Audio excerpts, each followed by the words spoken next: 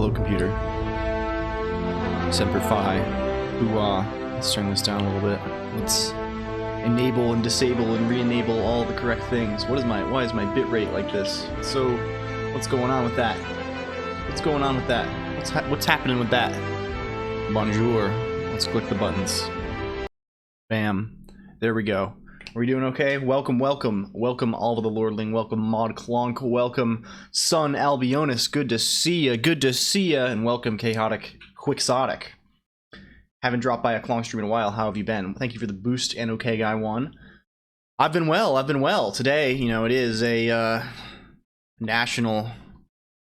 It's a holiday in the grand old United States. Thank you for the boosts, everyone. Welcome in, welcome in. We gotta change the colors on this chat a little bit. This is getting a little funky on the white sands of the beach. These tropical sands. We gotta fix that a little bit. But that's how it is sometimes. Hi, Kalumfi. Yeah, hello, Oomphy. How's it going? How's it going? Today we are. This is not the usual day. This is not the usual time. And apparently Twitch is telling me my connection is unstable. What's up with that? What's up with that, Twitch?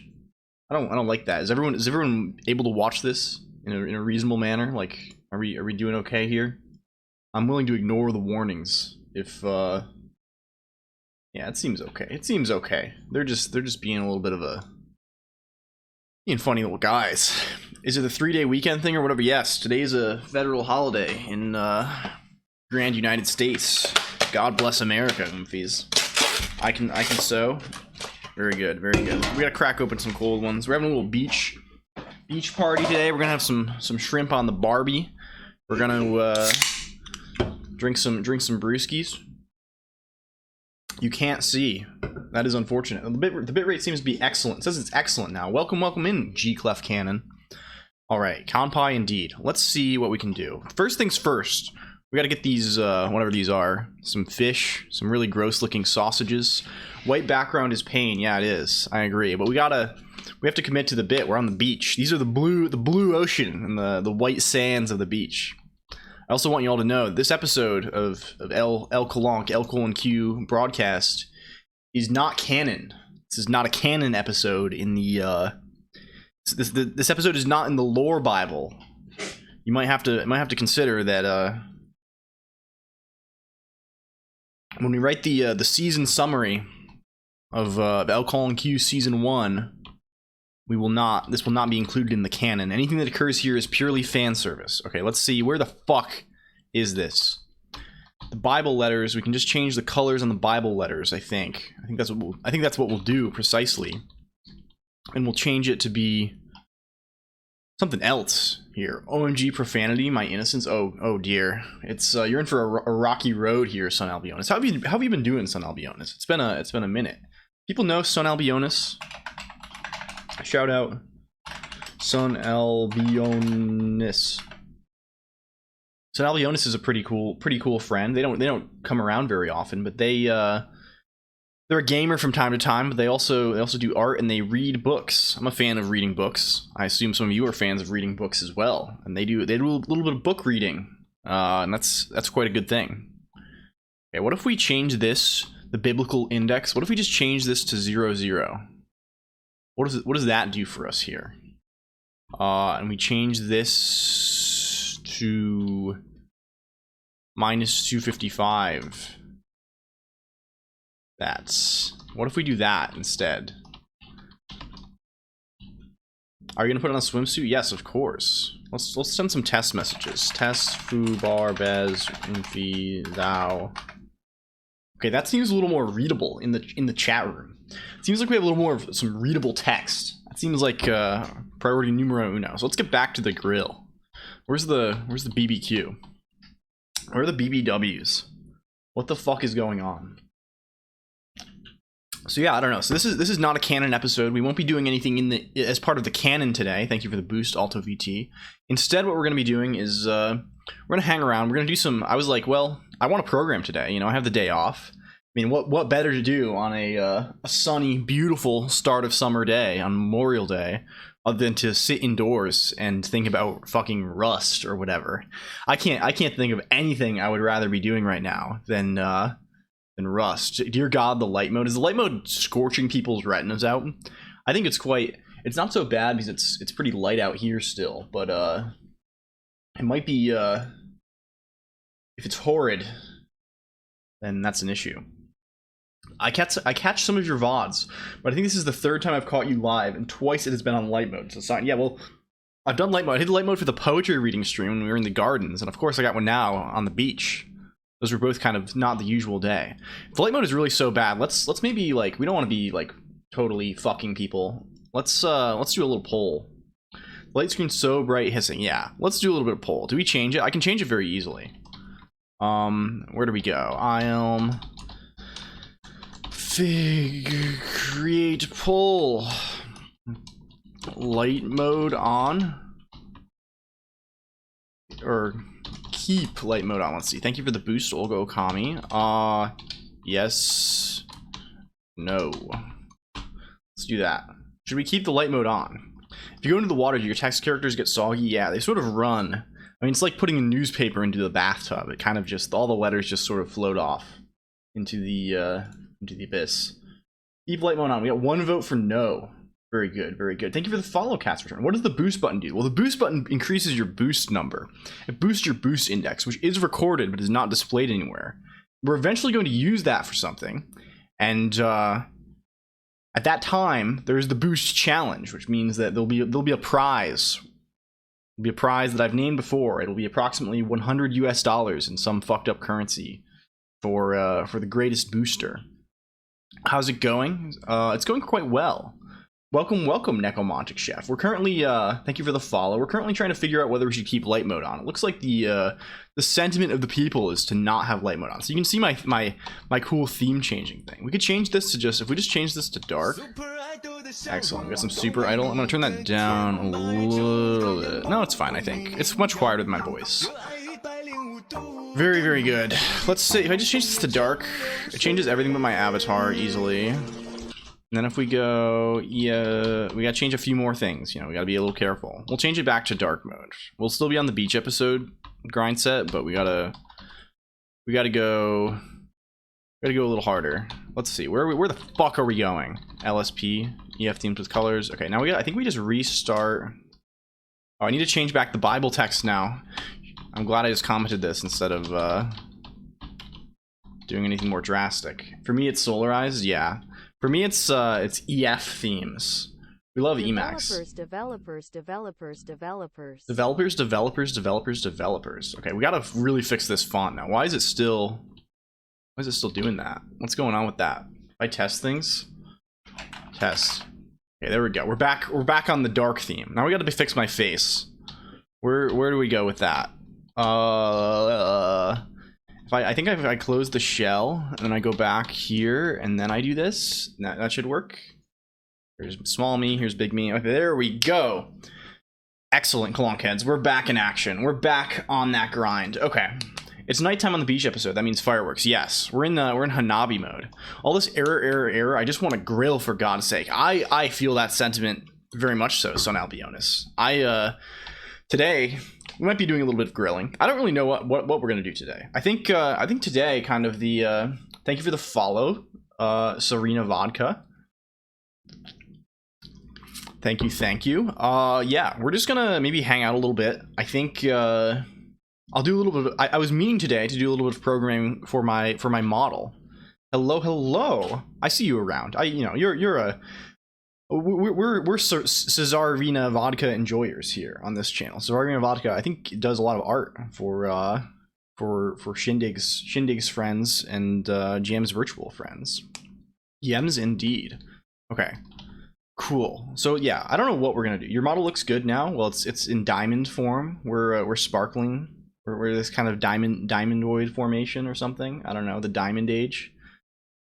Something like that. Anyway, we're gonna try and beef it up a little bit. I've been talking a lot of big game for a while about these model renderer updates, and I haven't really done any of them. So I'm like, today, you know what? Let's just we'll give the people what they need. We'll just hang out here for a little while. Welcome Steel Shield, and just I don't know, just kind of fuck around and do a little bit of fun coding for a while. We'll do what Jonathan Blow. Maybe I should just do that. We'll do a crank session. Have you thought about allowing users to change specific parts of the characters independently of others? Like someone redeems to change the eye, someone redeems to change the shirt color, etc. Yeah, we could totally do that. That'd actually be not too bad at all. We could add that. We could add that today, actually. Boom Chakalaka says Fardingle. Welcome Fardingle, and thank you for the follow. That's it's kind of a banger name. Very pog, very nice. Boom Chakalaka indeed. So yeah, so I think we're just gonna do that. We're just gonna fuck around with a little bit of recreational programming, taking this channel back to its roots, its distant roots today. Why do we love Emacs? I forgot to log out. I see, Fartingle. I see. Well, I appreciate it all the same. Why do we love Emacs? I love Emacs because Emacs is a good piece of software. I don't know. I like it because it lets me have a consistent interface to everything I do on the computer. What's with the bussy tag? We were given the bussy tag. We were encouraged, Mr. Shindig's VTuber. Let's do we gotta shout out Shindig's like every stream, like every other stream I do. Gotta shout out. You should 100% be following Shindig. If you aren't, like, don't even like. Honestly, just leave this channel and go watch Shindig's VODs. That seems like a better use of your time, maybe. But yeah, Shindig's came in and was like, you should have the bussy tag. And I was like, we gotta have that bussy tag. So we replaced one of the ones that, like, I don't even know. I had the Lisp tag, I think. Like, because, you know, we program in Lisp here. Why is my chat not scrolling correctly? That's fucked. We'll do it manually, I guess, because I can't be asked to fix that. Is your model coded, or is it a filter? Oh, we can Vodka, you've never been here. We can talk about the model rendering, because we're going to be doing that a little bit today anyway, I think. So if we go over, this is not the code for the model renderer.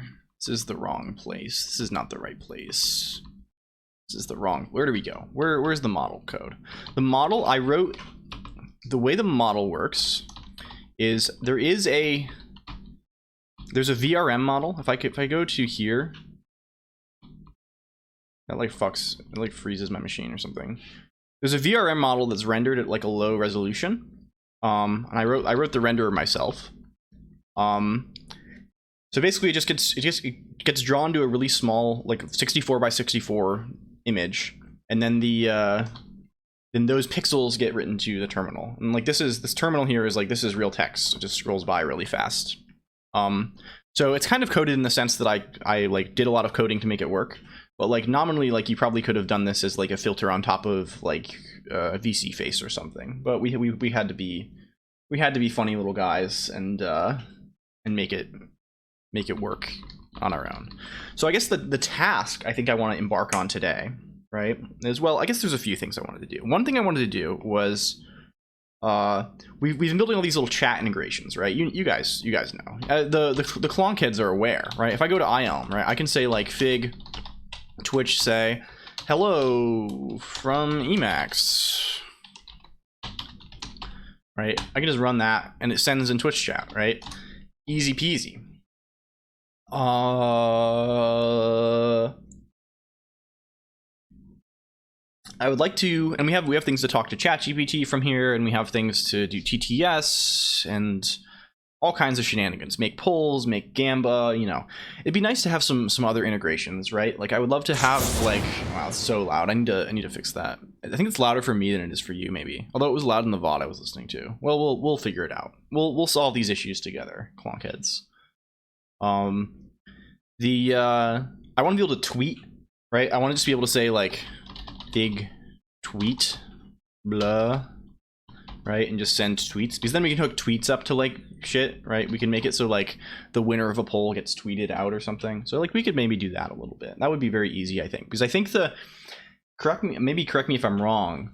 I don't know if anyone would know this, but like my impression is that the Twitter API post Muskification, after it's picked up a bit of that gamer Musk, the API still lets you post things for free. You can post like 1,500 tweets a month for free. You just can't read tweets, which is a kind of a strange inversion of the way these things usually work. But I don't know. I guess we'll deal with that. So we might spend like, I wouldn't expect that to take very long, but we'd have to do some shenanigans to like, you know. Fartingle says, yeah. You got it. You go off, Oomphy. You got the right of it. The Musk works in mysterious ways. Yeah, I agree.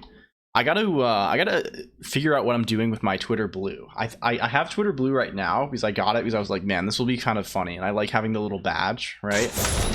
Also, welcome brainworms. Go back to tradition and use curl and lots of parsing. Yeah, I mean, if we were actually going to read tweets, what I would do is I would just use something like, there's still an unofficial Twitter API, I think, that gets just like used by the web client, right? That you don't need any auth for or anything. I think that's what Knitter uses. Like, this thing. It's like an alternative Twitter front end. That's very loud. We gotta turn that down a little bit. Let's squeeze that a little lower. Does that work? Is that quieter now? Let me check my in Nim. Yeah, Knitter's in Nim for sure. I'm not renewing that. I have it until the 3rd of June. I don't know what to do with it. Yeah. So I'm just keeping it because I like the funny little thing, and I want to make. I gotta figure out like some kind of like funny joke to do with it, because like it is of course obviously useless and just like whatever. But like I don't know. Who can say? Fees. Who can say? But this thing uses like, I'd probably just set up. I have an instance of this already running on my local network, so I'll probably just like scrape this if I wanted to ever read tweets. I'm sort of really frustrated. What are we grilling? Welcome, Bad Cop. We're grilling. I don't know. We're grilling fucking sausages. Where these gross little things. We're gonna. I think. Why the fuck is this not scrolling correctly? This is. We're just gonna kill the chat and then reconjure it, and hopefully that. Fig chat. Oh, it's not in the right mode.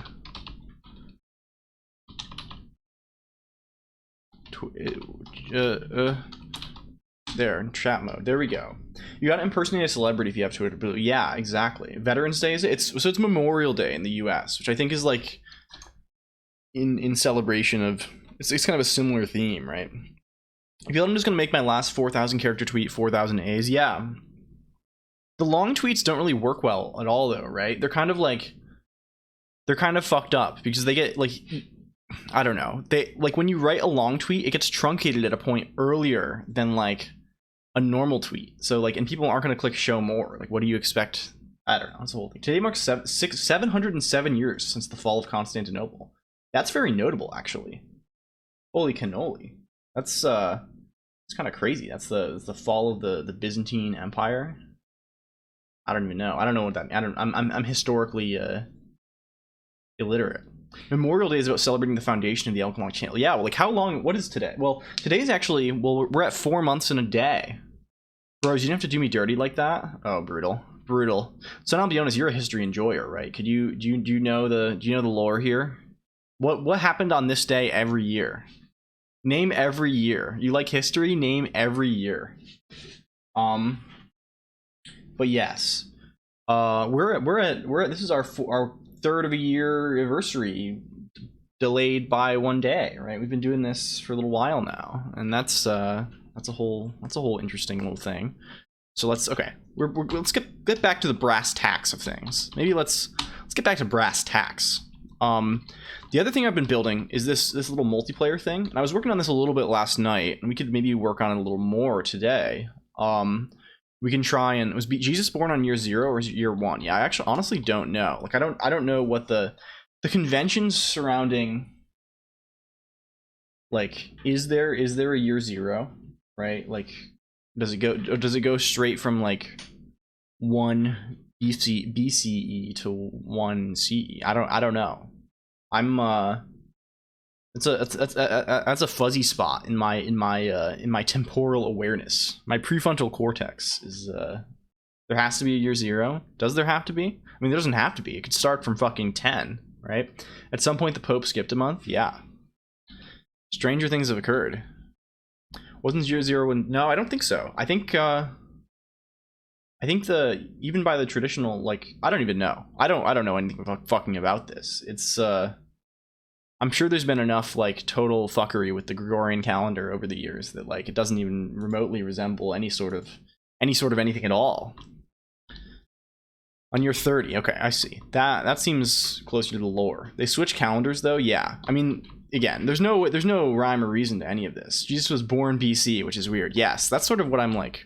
Man, this chat thing is really fucking me. I wish this wouldn't fuck me so hard. I wish it would at least fucking be a little kinder about it.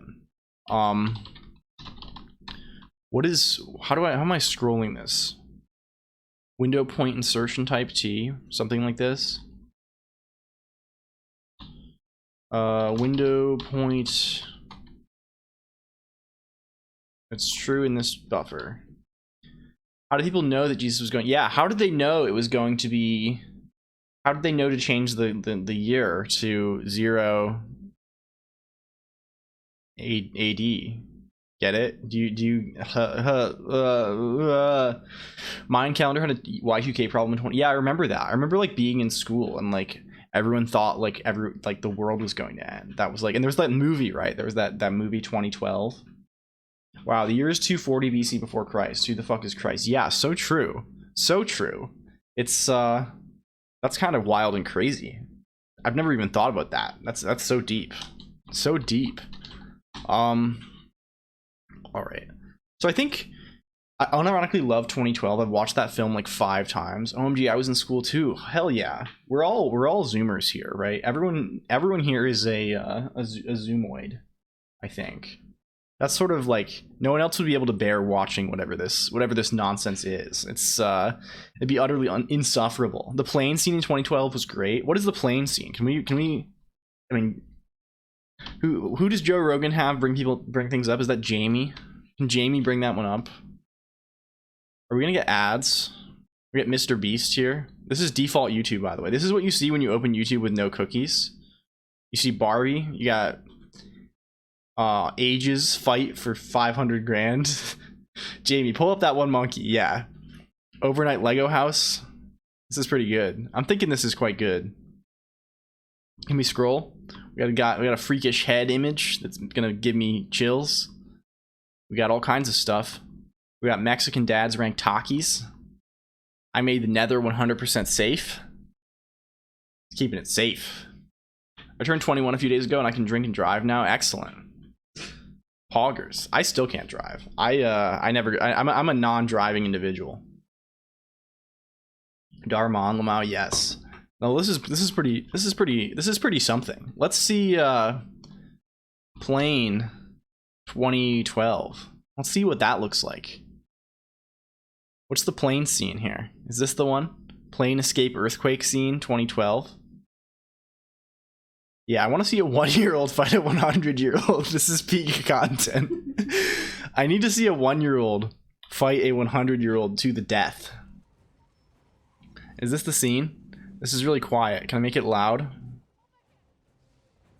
Maybe we should just make it muted. That's kind of funnier if we just make it muted. Let's do that. Okay, I'm so glad we can play stuff now. Let's also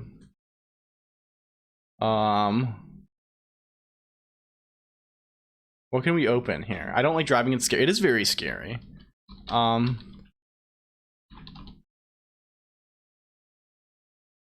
is the Miku song? What is this? Popipo? Is this what we want? Is this good? This is what we need? Yeah, this is what we need. Okay, we need this.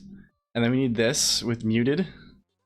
We need to make it a little louder. The Popipo is not loud enough. There we go. It's cranked up now. It's getting cranked. We're cranking. And let's play this. And let's make it... Can we make it fast? Why are we fucking all over the place? My screen froze. I can't see the actual output on my screen. I can only see it in OBS now. This is crazy. This is psychotic. I'm gonna have to reset my screen. Hell yeah. Okay, let's see if I can reset this monitor, or if I'm gonna have to do fucking unholy things. Okay, it's still frozen. This is deeply fucked. This is based. It's okay, Colonq will watch it for you. Thank you. I'm watching it on my OBS screen, and that works pretty well. This is pretty boggers.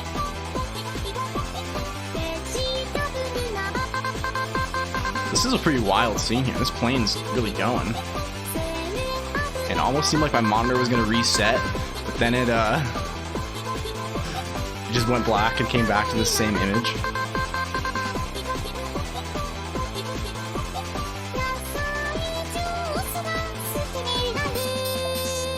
Still gotta watch. No, this is. I'm reading messages from a mile ago. Holy shit, that CGI playing the music fits. Yeah, so true. This is a banger. This is like would be a good little music video. What I've learned in the past week, this scene fills me with pain. Oh jeez. Movies went hard back then. Yeah, so true. So true. Let's keep wiggling here. I gotta figure out. Okay, let's. I literally can't. My monitor literally just like fucking died. What if I unplug it and re-plug it in? That might do the trick. Let's see if we can do that without totally exploding everything. It's over now. Let's cancel the... Well, I have to click the other screen actually. This is fucked up. This is so fucked up. Okay. Die. Please die. I'm sorry, Miku, you have to die. Why does this fit so well, Lamau? What Digby LA fell into the ocean finally? Yeah. Oh, Digby's been doing some Blender work. Okay. Well, this is so fucked. I need to... Okay, let's unplug the HDMI. This might fuck everything up. And let's replug it in. It still is frozen. That is fucked. What are we gonna do about that, basically? Thank you for the follow, Mo Senpai. Really appreciate that. I don't even know how to convey this correct, because again, the screen is like still virtually moving, but I just can't see anything on the actual monitor. How fucked? Rear Colonq side view? Yes, I'm staring at my second monitor here, trying to recover this unrecoverable situation. How? Okay, this actually is making a much more interesting stream concept now, because we have to somehow. Now we're on objective survive. We have to figure out how to use X-Randor in order to survive. I don't know what broke it. I guess playing a YouTube video. I hate NVIDIA so much, bros. Bros, I hate NVIDIA. Miko deserves it. Those two yellow twins are cooler. I don't know anything about Vocaloid. I know, is there like Luca? There's like Luca, right? There's like Luca and there's also Miku. I guess I could just like stream with this monitor just fucked up and just look at OBS the whole time. That sounds unfathomably cursed though. It's kind of unfathomably cursed, but like I guess I could do that, right? Like that's possible. Can I make the OBS view full screen? I really want to fix this actually. I made 2024 tech predictions article that discusses NVIDIA. It's pretty deep. Oh, please link it then, Fartingle. We'll look at things here because we're gonna have to be doing some shenanigans here in order to recover this fucking situation, I think. Okay, what am I doing? We're going over here. We're gonna look at, we have this script, I think, in, where is it? In bin?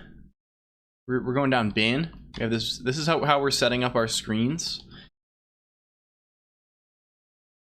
Hello? Are we here? Did we make it back? Did we recover? Holy fuck, we did it. I think we did it, boys. We have a monitor again. You have to see me do everything from scratch now here. Reddit? Yeah, Reddit indeed. Reddit indeed. Are we back? I think we're so back. I'm thinking we're so back. Let's pop open. You can see me set everything up. This is what I do. The beach episode, the forbidden beach episode, indeed. Let's see we gotta reconnect. Fuck. We gotta reconnect fucking everything. We have to reload all the. Holy moly. We gotta go. Where's load.el? We gotta load everything. We gotta eval this buffer. And this is what I do every time I reboot because I haven't bothered to do this automatically yet. We're gonna load the Bible database. We have to populate the Bible table. We gotta make sure we're sufficiently biblical today. Okay, that's fucking loading. Good. We have the Bible loaded into memory. That's priority number one. Welcome, Cryptid Cliff-Off. Wait, is this what I think is? Yeah, we just crashed for context, Cliff-Off, and we're currently recovering from our monumental fuck up. We had kind of a fuck up sort of situation. We'll be back briefly. Let's see where are we going here? We're going to here. We're running launch.sh. Bam, bam, bam. Cliff is also fine. Hi, welcome, welcome. I've seen you. I know you. You're that cool moth. You're that cool moth. Do we have chat working? Does chat fucking work? No, we need to do fig connect. We need to connect for chat to work. Everyone loves me. I'm the Mothman. We're having mass today. Well, we had mass last stream. We built this thing that measures how many words you use are in the Bible. Unfiltered LLLL Colonq. Yes, indeed. None of those words are in the Bible, by the way. Gunpie. The numbers and the letters, the colored letters in the chat, those tell you how biblical your chat message is. That's important to us here. We try and keep everything in accordance with God's plan on the LLLL Colonq stream. But anyway, welcome. I think we're so fucking back. I don't know why trying to run xrandr to configure my monitor again crashed everything and forced me to reboot my machine. It didn't really force me to reboot, but it fucked up my TTY enough that I need to. What is God's plan? Well, God's plan is to watch LLLQ on twitch.tv. God's plan is to waste your life watching a grown man pretend to be anime on the internet while programming the computer. Maybe you'll learn something. You're not using God's chosen resolution. That's true. But my model display does fit within. Unlike most heathen VTubers, my model has a godly resolution. It does fit well within God's chosen resolution. As far as I can tell, it mostly consists of bringing me as much pain as possible. So true. I mean, that's kind of some theology right there. I'm thinking that we're in hell. Every day I'm thinking we're kind of in hell. Thank you for the praise, Dante Daydadu's channel. I appreciate that. Go off. Okay, you linked the article, XJob. Thank you for the follow, Moon Postman. I think wow, it's so funny that we have all these people. I really should probably stream it at an earlier time instead of streaming literally in the middle of the fucking evening, because people actually come and say hello when it's during the day. Who could have thought? Temple OS deep dive when? Well, I don't want to go on such a deep dive that's like looking at Terry so much, because I feel like that's pretty disrespect. I don't want to disrespect a little bit. But I will use Temple OS at one point. XJob, we got medium. I'm opening this up, XJob. If it's got nasty business on your medium, I'll be irritated. No, we're good. We're good.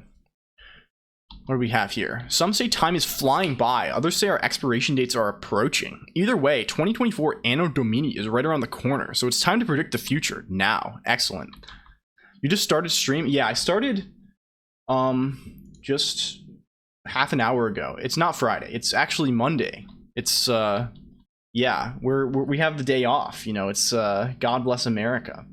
Are people able to boost twice now? That's kind of sick. If so, welcome to Baja and welcome Per Lavendel. I read the lurker check-ins, by the way. It's an unfortunate habit. Okay, let's see here. Unicode Consortium's internationalization efforts. I love the cool little the trend of doing the like I18N or K8S. You know. Very cool. Bless America for letting me watch a stream at not ungodly hours. Yeah, so true. So true. Thanks for coming by to Baja. We're trying to capitalize. Yeah, it's almost Tuesday. Well, it's just I'm just like I was like, oh, I'll do a stream early on Monday. It's a holiday. You know, I'll get up early and do a stream. And for me, getting up early constituted getting up at fucking 2 p.m. Eastern. So that was sort of an issue. I was like, oh, I'll stream at 8 a.m. Nope. No way. I think I went to bed at like 8 a.m. I'm such a bad boy. Oh, I'm such a bad boy. Going to sleep at 8 a.m. I stay up all night for the sleepover. My mom brings me Hot Pockets. Oh, geez. Okay. United States wartime OSS contributors to be recognized by Veterans Affairs. Yes, hell yeah, that's me. I mean, that's the Memorial Day stream right here. LLLQ is getting purple hearts. Multiple purple hearts. Windows 12 launched with subsystem for Windows 7 vertical taskbars. Probably will happen. Doesn't basically like every Windows, like Windows values their backwards compatibility so much that like every Windows has like massive like compatibility hacks for like, I don't know, that's my impression of it at least.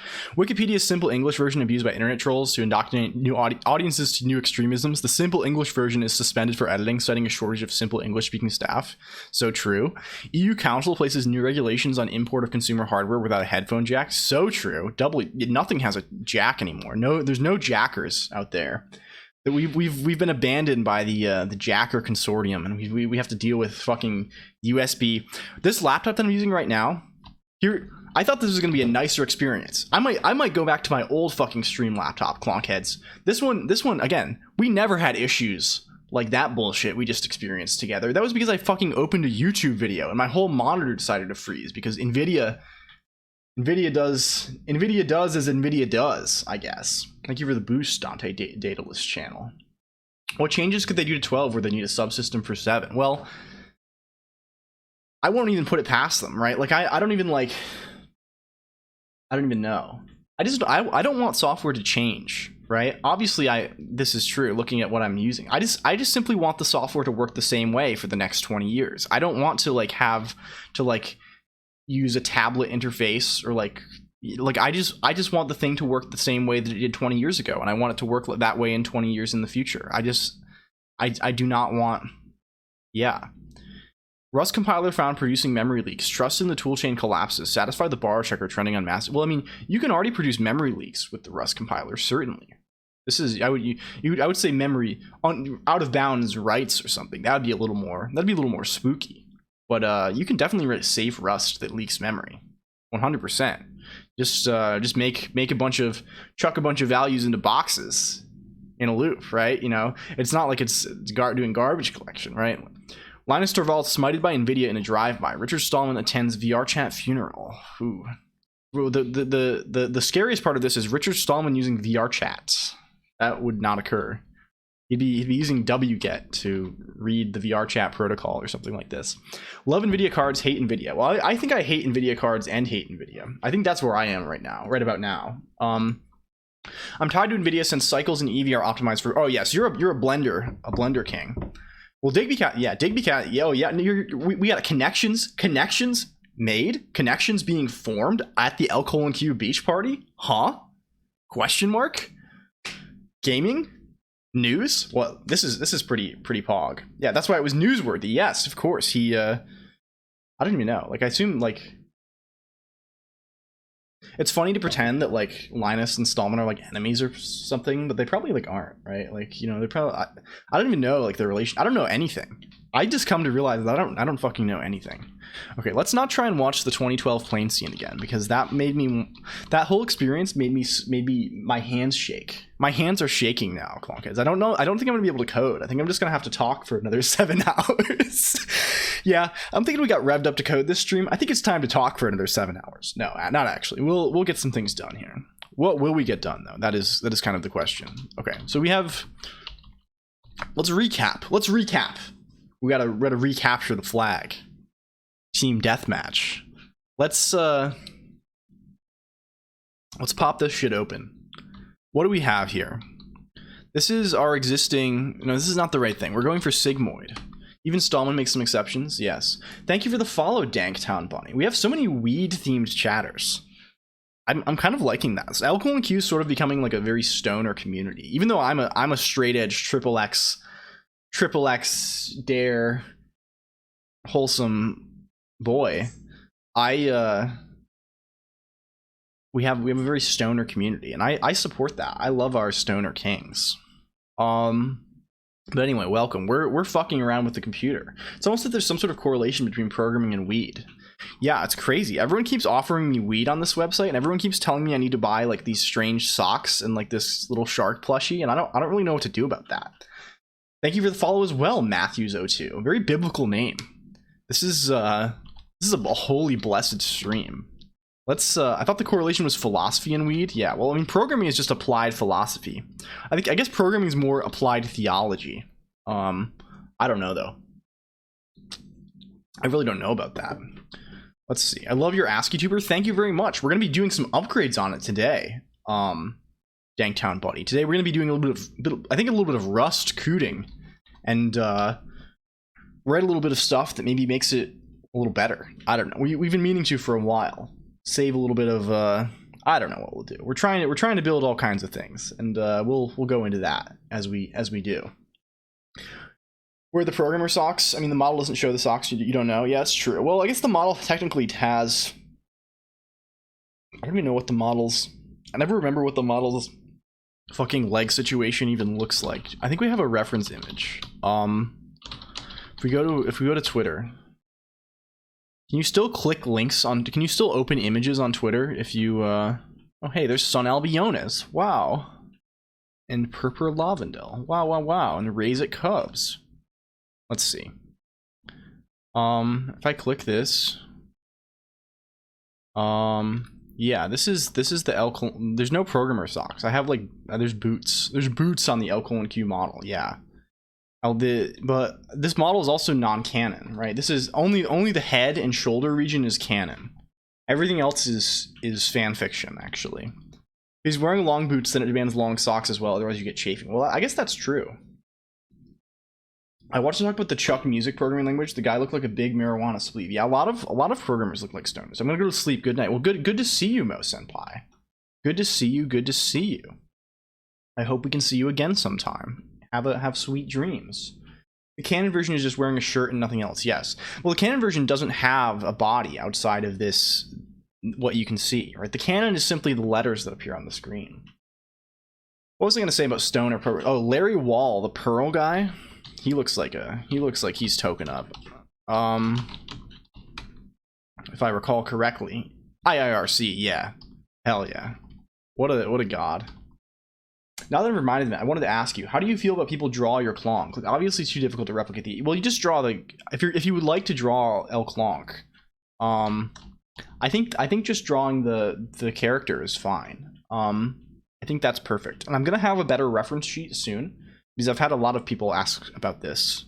I'm actually in the process of I mean, this first model, right? Again, we're pre-debut here. We haven't debuted, right? We haven't done our pure say-so idol musical debut, right? We just showed up one day and started shitting up Twitch.tv. We have not made our debut as a perfect singing idol. We haven't even entered main. Yeah, we're still in _start. We're still fucking calling global. We're still in what's the thing? What's the we're still in CRT 0. We're still in the initialization routines. Actually, Larry Wall's a cult member now. Really? Is that true? Which cult? Is it a good cult or like a shitty cult? I've seen some people draw like Matrix code as a background. Like, yeah, that's fine, right? How does the rumor L Colonq is stored look like? I have an idea. Well, L Colonq exists within a featureless monocolored void, right? Currently, the background color of the void is this sort of navy blue color. Previously, it was kind of a sandy color, but yeah, it's sort of a that's kind of the idea, right? L Colonq is literally the letters you see on the screen. This is not like it is literally like a collection of letters. Does Colonq clean that empty void of his room? I don't know. I guess so. I guess every frame it's sort of being cleaned. That's sort of so true, so deep.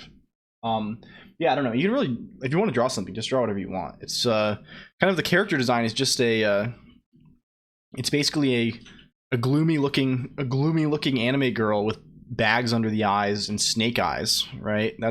And the big eyebrow. That's kind of the whole. That's the whole thing.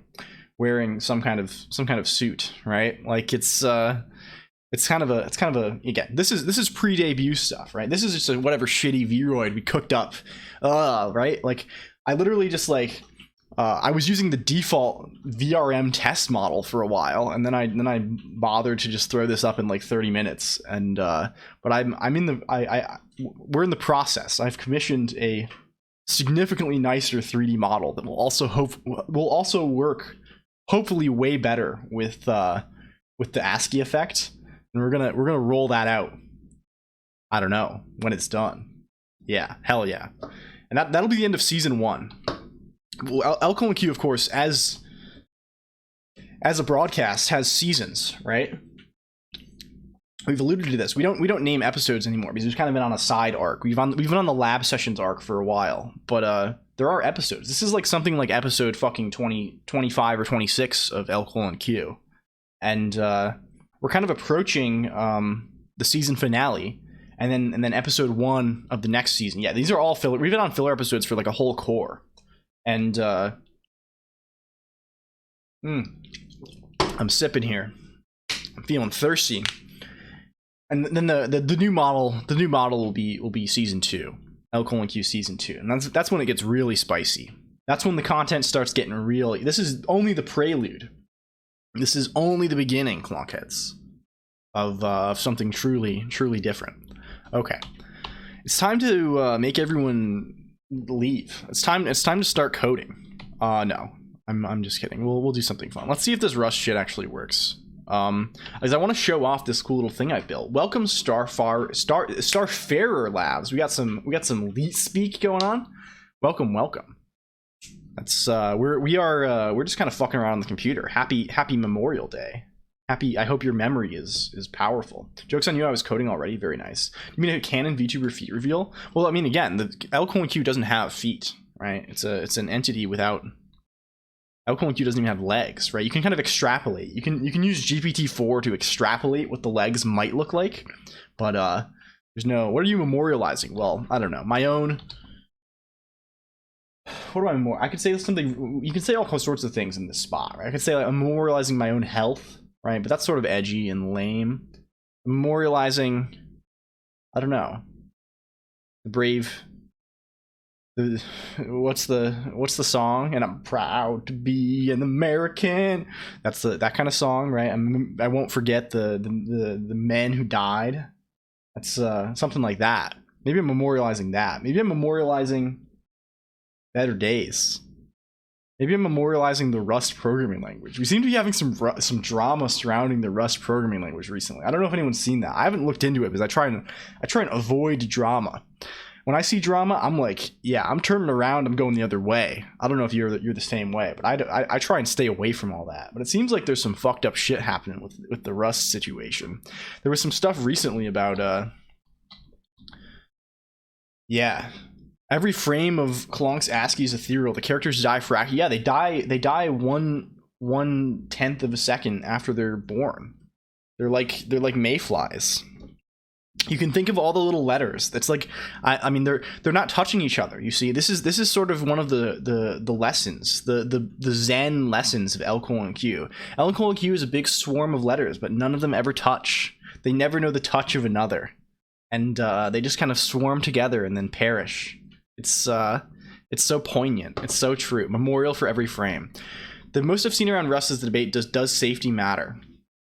Tragic. I'm the belief that if picking a side in a fight brings you no benefit, it's best to stay neutral. Yes, so true. Alto PT. Well, I don't know. LLLQ endorses maximizing your own benefit. LLLQ endorses just kind of being extremely mercenary.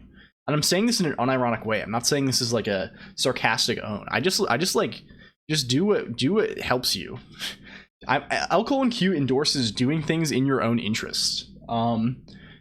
If they die after every frame, does that mean the drop buffer is moving throughout the heap? No, they don't actually die. They just change every frame. That's probably a better way to say it. We try and minimize our heap allocations down here. Sometimes not picking a side makes both the sides dislike you because you don't defend them. Yeah, so true. So true. But yeah, I think the current Rust thing is like, there's like a conference and like someone got like flubbed out of doing the keynote. And also there's like this recent stuff where they're trying to like take copyright control about like what you can say with like the Rust Foundation. It's a whole fucking thing. I don't want to even touch that with a 20-foot pole, let alone a 10-foot pole, right? The pole length that I'm willing to touch that with gets pretty unmaneuverable very quickly. Basically, Colonq is a Ferengi. I don't know what that is. Is that like a Star Trek kind of thing? Are those like those are like the trading people in Star Trek? I think I'm sort of just like I don't know. I used to care a lot about things like moral philosophy and stuff, and I kind of came to a position where I'm just like, yeah, all that shit's just made up. I just want to be happy. It's just like life. When you die, you turn to dirt, and that dirt becomes food for plants, which becomes fruit, which people eat and turn into cum and make new people out of. That's so true. People are basically just machines for turning fruit into cum, I would say. That's kind of like the main description. If you ask me to describe a human being, it's like, yeah, they're just kind of little guys who turn fruit into cum. And the cum has different, it's kind of like, I don't know. It's like a toothpaste machine, right? Like it squeezes out whatever you put in due to a different flavored toothpaste. And it's sort of the same with human beings, right? You can have like what is the word? So, okay, probably all fruit cum flavors are like not so bad. Obviously pineapple is like known to be like the best thing, right? Obviously you eat like greasy food or like spinach or like stuff that's high in iron, it's probably gross, but like I don't even know. We have to do a LLLQ cum flavor ranking stream tier list. Yeah, I'm thinking that's the next thing we do on this channel. I think we have to rank every fruit for what it makes cum taste like. I think that's kind of next on the menu, on the proverbial and the literal menu. Why does Colonq know the cum flavor lore? Well, why wouldn't I? You've never tested for cremation though? Welcome, Archaic Lord. Good to see you. Good to see you. We're getting some moments here. I'm thinking this is a clippable moment. Clippers, don't clip that moment. Huh? I would hate it if a clipper clipped that moment. I would be so upset that my unsay-so moment, teehee, on twitch.tv, I'm talking about sex and cum? Huh? I'd be so shocked and offended if that moment was clipped by a clipper. Twitch.tv. Classic? Yeah, thank you. We go for only classics. Classics only here on the LLLL Colonq channel. But yeah. LLLL Colonq for V Shoujo when? Yeah, I literally, like, I never, like, I have, like, I like V Shoujo a lot. I'm a V Shoujo enjoyer. I guess the people I enjoy the most from V Shoujo kind of left. I'm a Nyanners Andy. I like Nyanners before she was in V Shoujo, and I like Nyanners after V Shoujo. And I don't know. I just love. I watch Zan a lot too. Who else do I don't really do? I watch any like current V Shoujos? I don't really watch Mouse. I mean, it's Melody. Yeah, I like Melody too. Melody's poggers. You would be a Nyanners fan. All programmers are born to the fire support. Yeah, I definitely spent too much time on the internet when I was a young man. I still do, and that's okay. It's okay to have hobbies, and sometimes when your hobby is sitting on your ass and reading posts, that's not the best hobby, but it's a hobby. But no, yeah, V Shoujo's poggers. I wish them well. I like streamers just in general. I think there doesn't need to be. Did you ever read 4chan posts than Twitter posts? Well, I'm reading both. Welcome, Yellowberry HN. Does the HN in your name stand for? Are you from the Orange website? Are you a hacker newser? Are you a hacker? I also have an unfortunate addiction to the Orange website. We could do a little bit of Orange website review here. I want to make that a regular section of this this stream. Bit of Orange related content. All 4chan posts are just Twitter. Yeah, it just kind of goes around in a loop, right? Forever. I don't know, man. The relationship with shit like that is kind of a difficult thing to cultivate, right? Can we do real talk, right? Can we all do? Okay, can we okay, we're gonna have to settle down a little bit. We can't be so manic. Can we settle down and do a little real talk? Let's do a poll. Can we real talk? Where's Ion? It's unfortunately not related to the Orange website. Well, alas. Well, I guess maybe fortunately or unfortunately. Let's see. Do we have Ion still open? Can we do a fig? Create poll. What were we even fucking talking about? Real talk? List Y. No. Yeah, real talk. This is kind of real talk. Should we real talk? The Orange website? You mean Blogger? Yeah, blog. I mean Blogger is still pretty. I think I still read a lot of stuff on Blogger, or is it Blogspot? I don't get the question. It's whether we're gonna do some real talk this. You know, otherwise we'll stick with the fake talk. But if we're going for real talk, we might have to. We have to keep it real for a second. I'm gonna vote yes for real talk because I want to do a little bit of real talk. God, I miss Tumblrs. Yeah, so true. I have like I don't know.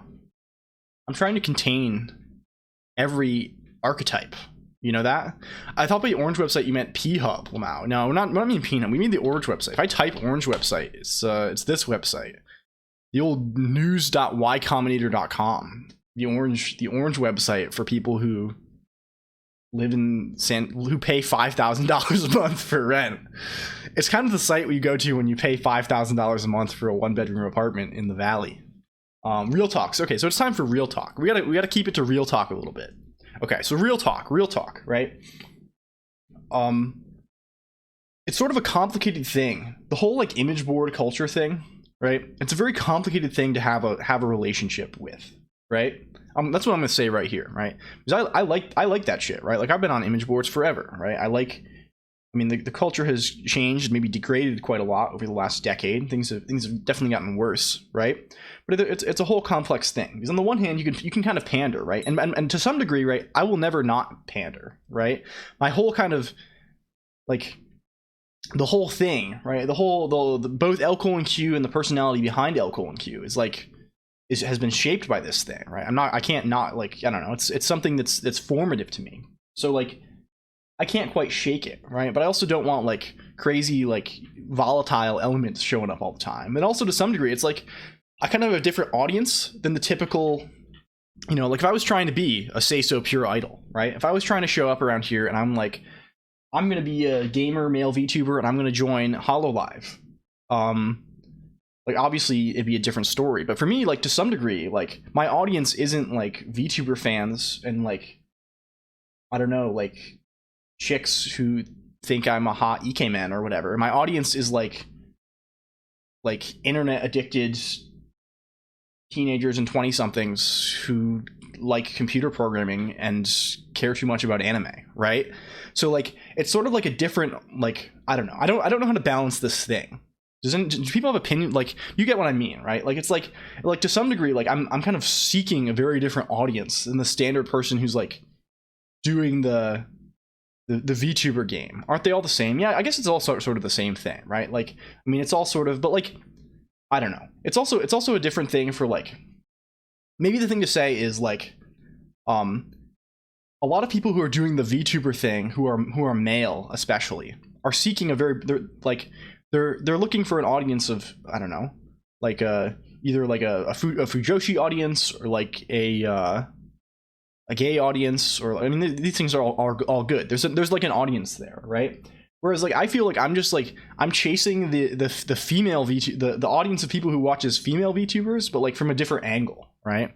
I'm chasing like a like, I don't know, to be haha funny about like ThinkPads and stuff, right? It's an interesting sort of thing. I don't really know what to make of it so far. It's exciting. So that's my real talk. I think streaming has gotten to the point where VTubing has broken out of its original community. It's just a tool for privacy at this point. I can't believe Colonq is straight. Yeah, I'm actually double straight. I don't even know. I don't care about icky sex things. Angle exploitation, so true. Based, yeah. So I just don't know, right? It's like we're kind of, what I want to say is like we're in untreaded water here, Colonq heads, right? People think that all the oceans of the world have been mapped and plumbed to their depths, right? And there are no sea monsters out there. There are no leviathans, right? But what I'm going to say is that we're in metaphorical unexplored waters. We're in the wide open ocean, and we don't know what's beneath us. So we gotta be real careful. We're exploring territory that has not been, we're exploring depths that have not been plumbed. Let's say that. Depths of the human psyche, if you would. Straight programmer and VTuber, that's the biggest oxymoron I've ever heard about. Yeah, so true. Yeah, we're built on contradictions here.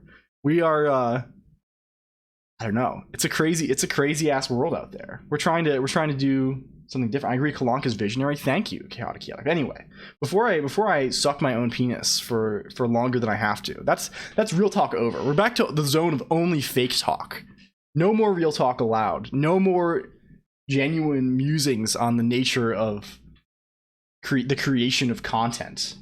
We're back to only exclusively fake talk. Contradictions are what keeps the loop going. Yeah, very true. Very true. It's so funny that you can just say so true to anything, right? I will literally like to build on the theme of contradictions are what keeps the loop going. Like I will literally like say so true to two directly contradictory messages in a row and mean it, right?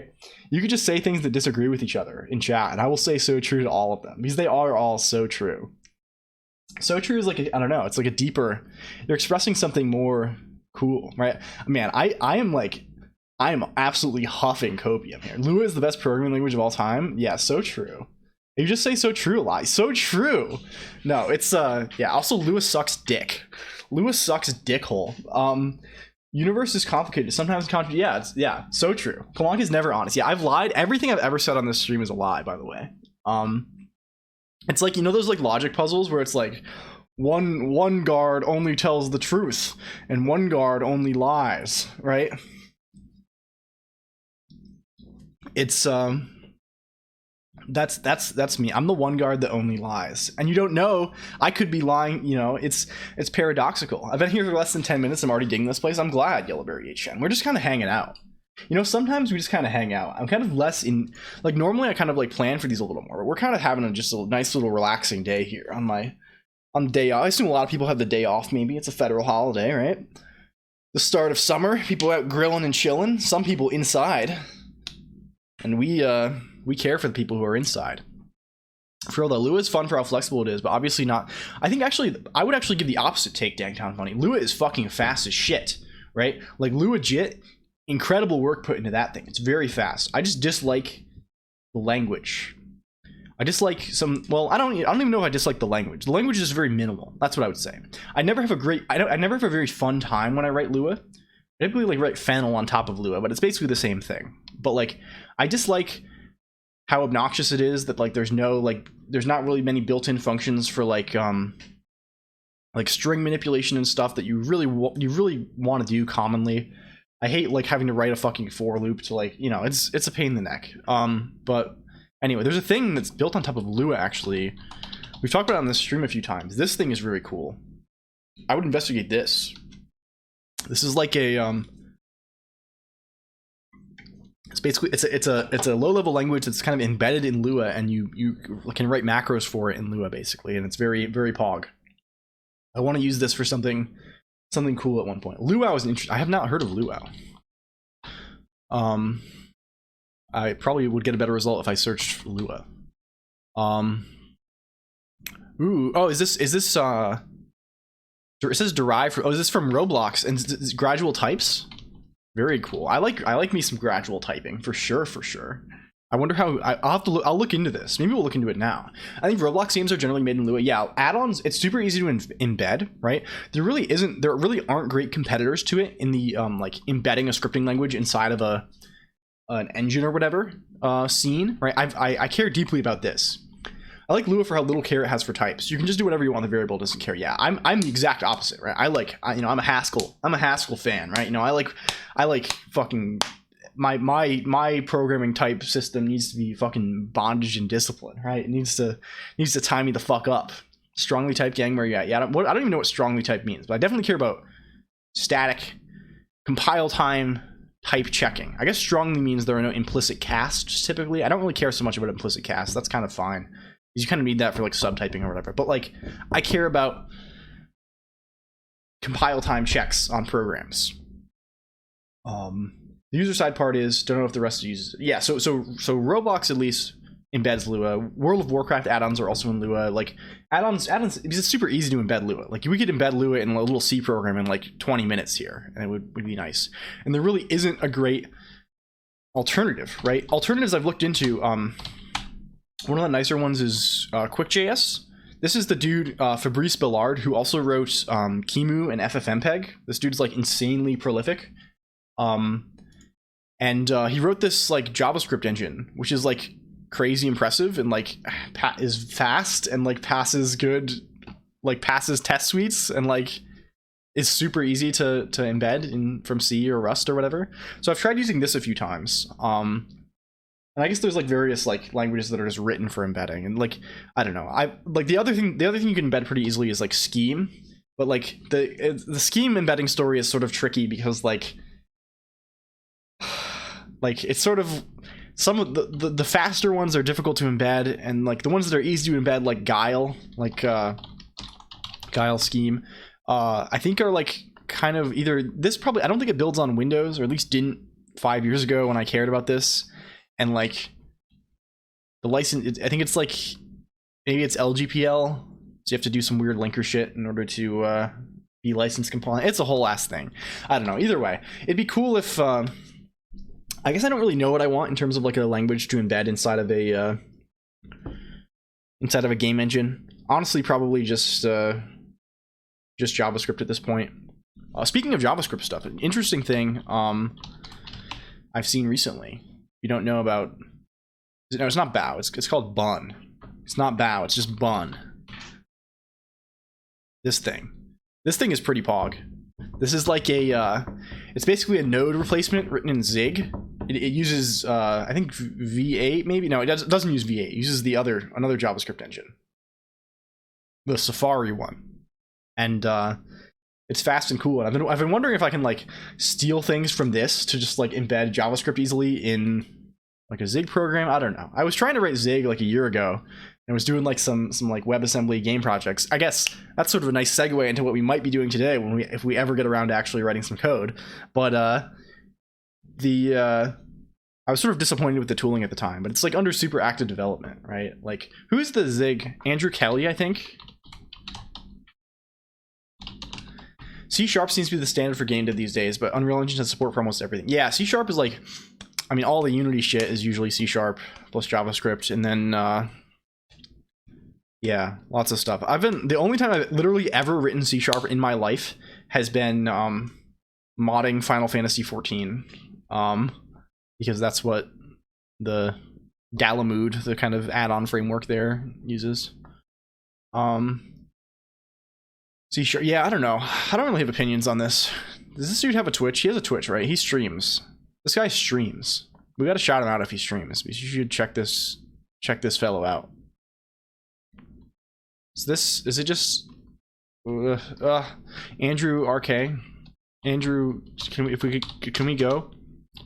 Andrew RK. How is WASM different from NOSM? So if my acronyms are correct, NOSM is a assembler, right? Can we find this person, please? Please? NOSM is just a normal assembler for x86. WASM is a different language entirely. WASM is a, we'll look into it a little bit, I guess. Well, we're not gonna find fucking anything here. I'll find him eventually. WASM is WebAssembly. WASM is a, it's basically a binary, so currently kind of the main language that runs client-side on, he had a Twitter link on his profile. Okay, maybe we should check that out. Thank you, Archaic Lord. Appreciate ya.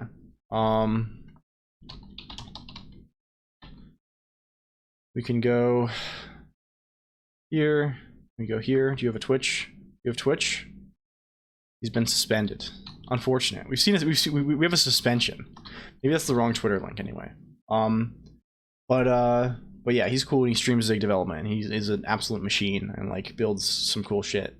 But anyway, yes. NOSM is just, again, normal assembler. You can write your Intel syntax assembly and do the assembly language programming thing for x86 or x86 64 or whatever. WebAssembly is like a different language entirely. So normally the thing you run client side in your web browser is JavaScript, right? The server sends JavaScript over and your browser knows how to run that.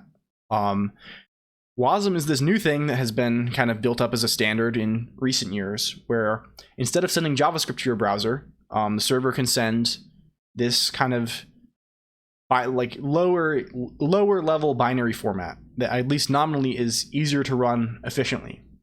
Thank you for the follow, Archaic Lord. Appreciate that. Yeah, I appreciate all follows. I kneel. I absolutely appreciate all follows.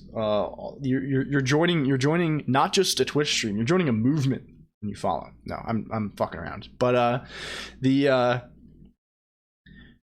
so this is basically, you can do things like if you have a C program, right? You could compile that to WebAssembly, right?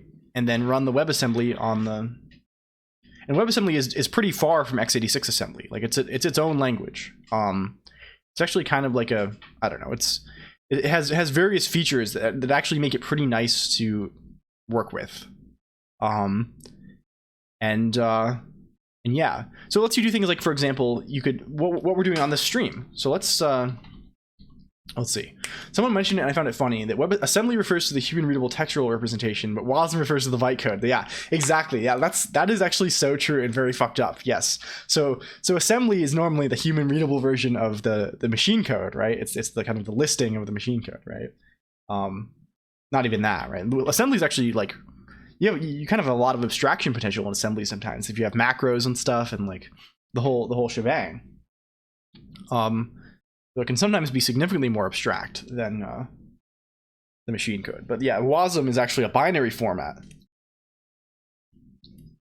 And then then the other thing is it's fucked. Either way, the whole web situation, as we all know, right, somewhat fucked from time to time. But that's how it goes.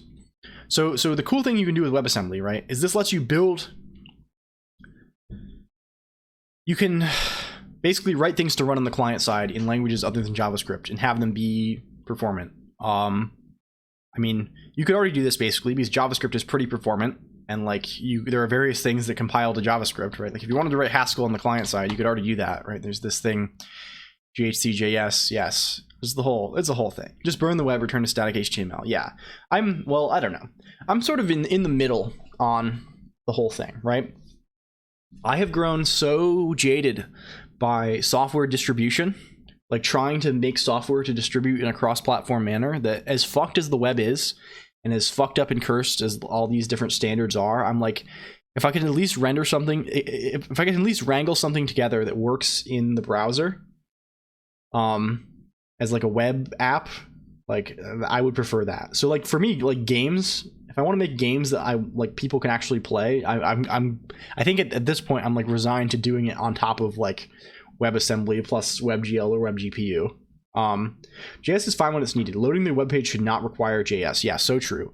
Progressive enhancement king. Yeah, you should. I mean, it's just important for like everything. I used a text-based browser only for a number of years, like 2-3 years, a while back, and I like, obviously that's like a weird and fucked up use case that no normal person is doing, but like for things like accessibility even, right, I can imagine it making a huge difference, right? I would not want to be blind using the web these days. Back in my day, we need to learn HTML just to customize our MySpace guy online and Neopets profiles. Yeah, big true.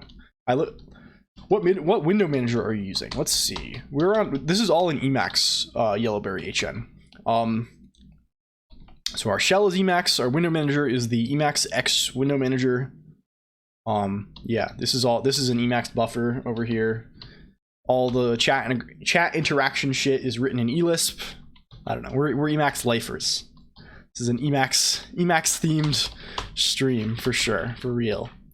Okay, well, I want to actually show off. So speaking of what, do you actually program in assembly? I do not program in assembly very much these days. For work, I do a lot of reading assembly, for sure. I do a lot of like general like binary analysis stuff. But I don't actually write very much assembly. I think most people, well, I don't know. I would like to write more assembly, I guess, because I would love to make some homebrew, for like the SNES or the GBA or something at some point. And I've done a little bit of that, I guess, but like, I definitely don't write assembly very regularly. But I'm pretty comfy with x86-64 assembly. Like, I guess comfy in the sense that, like, you know, we could figure out what's going on. I have a decent. I don't know. I don't want to say too much, you know, but like, I have a decent sense of it. Emacs maxing, yes, we are Emacs maxing. The GB and the GBA is a fun platform. I taught myself for a game jam. Oh, cool. That's very sick. Yeah, the farthest I've gotten with GBA is like I set up like a Nix environment to like, I set up like the cross compiler toolchain and like put one pixel on the screen from C, and that's all I've done. Okay, where are we going? You're the first person I've heard say anything remotely nice about it. But like another thing I want to like encourage, right? Like, it's very easy, right? Especially, I mean, imagine some people are like in college for CS or whatever, right? And it's very easy to fall prey to the memes, right? This kind of ties back to our real talk earlier, right? You're on the image boards, you're on Reddit or whatever, and people are making funny memes like XG Java's so fucked, assembly cursed much, assembly cursed. But like, there's a reason things exist, right? Obviously, things can be measured to some degree, and you can have preferences about things, but like, I don't know. It doesn't make a good, like, you're not going to get better by just like ripping on things. So I try not to rip on things, you know. I want to like, there are design trade-offs and things. Python good, Java bad. Yes, XD, right? Python is probably the most disgusting programming. Yes, I agree. I mean, if we're sharing opinions, right? I think Python has horrible syntax, right? Having awareness of a SEM helps with understanding C, C++ too. Yes, having awareness across the stack will help you, right? You should. I mean, I want to understand how the thing works from electrons up, right? You know, at least have some kind of idea. It's a useful thing. I encourage you on the subreddits. Go ahead, hate C++, more job for me. Yeah. Insert array start at 1 meme here. Yeah. It's the Lewis situation. Ruby good, Python bad. Yeah, I like Ruby. I like Ruby mostly because there's a very cute guide for it that we can bring up. I know a lot of people who get into technology for the money, but I hate people who base every single choice around employment. Yeah, again, no disrespect for people who like want to get rich, right? And you should work to live, not live to work. I agree with that 100%. But like again, it is good money. Python existing makes no sense considering. Well, I don't agree with that, Nick Shell, right? I think there's room for lots of technologies, right? I wouldn't say something existing makes no sense for sure. I mean, of course, you're welcome to think that, but like, I just don't like Python. Python is against. I find Python ugly. I find it a little bit ugly. Otherwise it defaults for 1. Yeah, Lua defaults at 1 unless you. Yeah, people just have a different model with Lua, right? People are used to thinking about arrays as like offsets and like. But they're just tables. They're hash tables or whatever. I don't know if they're actually hash tables internally. They might be like fucking binary trees, but like there's some kind of. They're probably way more optimized than even that, right? It's probably some size dependent thing, but like who knows? LuaJIT probably treats them as arrays, right? I bet LuaJIT somewhere like your table with numerical keys are. Is being kind of optimized to a kind of it is array backed. Yeah, everything is tables. Yeah, I mean sort of under the hood, like the implementation on the thing. Let's see. What is the Ruby thing? This is a thing I thought was super cool when I was young. This is very pog. I think this is still probably if I had if I knew like a younger relative who was like wanted to get into programming and think programming is cool, right? I'd be like, look at this thing, right? I love the aesthetics of this so much.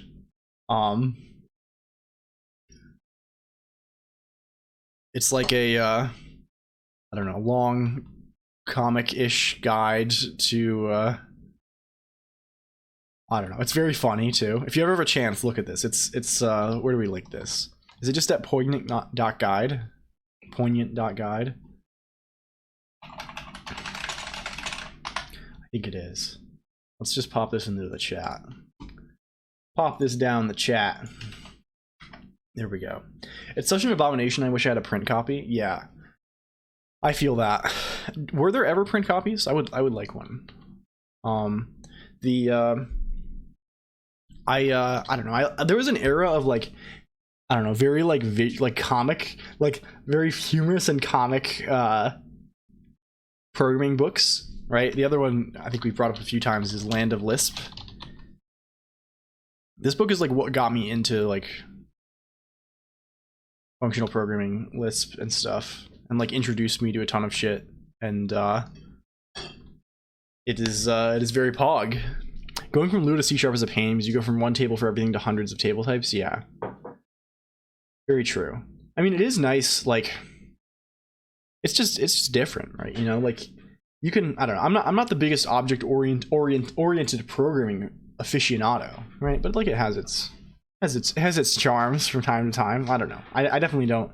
I think it's very possible to list, array, enumerable. But those are different things. I like the Haskell model a lot, right? I don't know. I just like being able to have both. Let's see, where do we actually have GHC? We don't. I don't want to install Haskell. I don't know how long that would take. If I just say nix run, nix shell, nix packages, GHC, what technology do you use at work? Well, I'm mostly writing Haskell these days at work, but I've written a lot of things. I've written Python for work. I've written C and Rust for work. Yeah, I don't know. I'm not really a programmer. I'm like I like do like CS research stuff. So like I do a lot of programming, but like I'm not in a like pushing shit to production. Oh, I guess I'm kind of pushing shit to production, but like I'm, you know, that's the situation. Apparently you can get a paperback on Amazon. Oh, that's actually kind of sick. Wow, this launched very quickly. That's sort of nice. So let's see like what do I actually have collections here? I like the Haskell thing, sort of, where you can have like you know, like if I want like a record, right, like an object type thing, right, I can do something like data foo equals foo, bar is string, baz is an integer, right? So then like that's more like a conventional, like, I don't know, like OOP kind of, you know, it's a you know what I mean? You have kind of preset fields, right? But if I want like something that has kind of like, I can have whatever fields I want. I can say type whatever equals map from integers to strings, for example, right? So like if I have a foo, I know it has keys, bars, and bar and baz, and bar is a string and baz is an integer. And if I have a whatever, I know I can just like, it can be arbitrary mapping from integers to strings, all immutable stuff. Yeah. I mean, it's all immutable either way in Haskell, but like you kind of see what I mean, right? So if I have like I don't even know what I want to do here. Like it's kind of, we'll just kill it. But yeah, TypeScript is similar. Stream in today? Well, stream in today. Today we are I'm streaming because I have the day off. Lucas TA. Also welcome.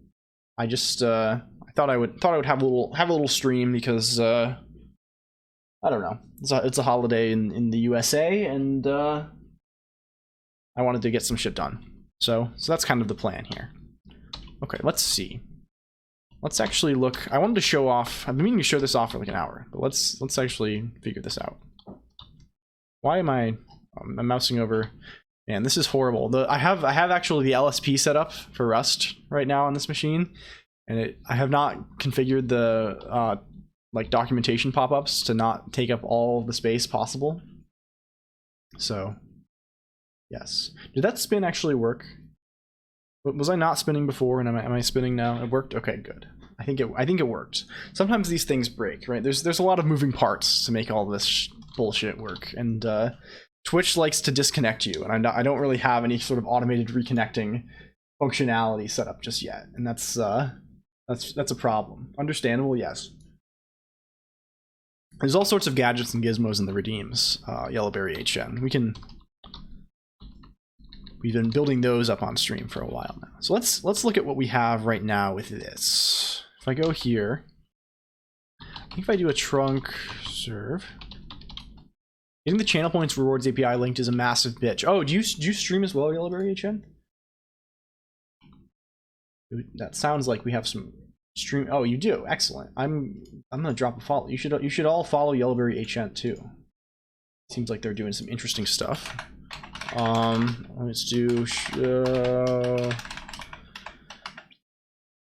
yeah, while true, try actual main catch. Yeah, well, yeah, I guess we can basically just do that, but like, you know, it's always more complex. If I do a next develop, why are we so laggy here? We have some. I really am gonna switch back to my much shittier machine. I think this one is all fucked up.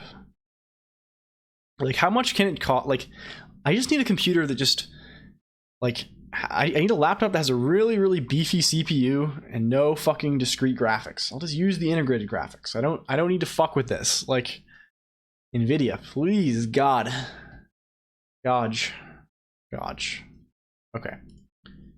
That's that. That is that. We're gonna see how long this takes to... Okay, there it goes.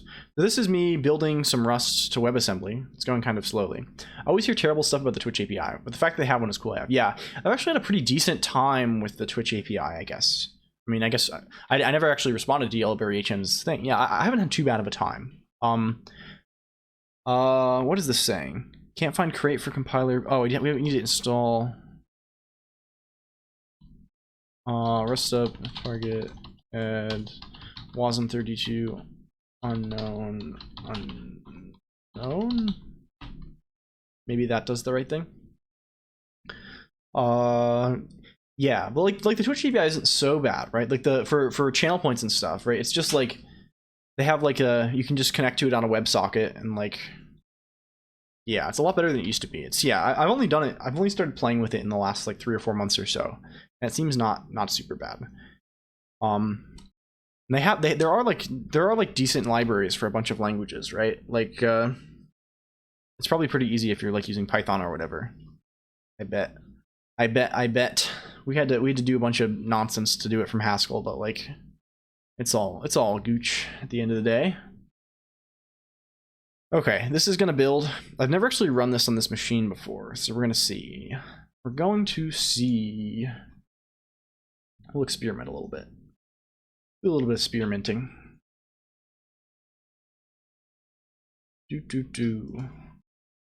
Okay, yeah, so right now we're building some Rusts to WebAssembly, and later we'll build much of the same Rusts natively, and then we'll see what we have here. What I'm building here is a little like, I don't know, kind of multiplayer browser 3D game thing that's going to be integrated with my model soon.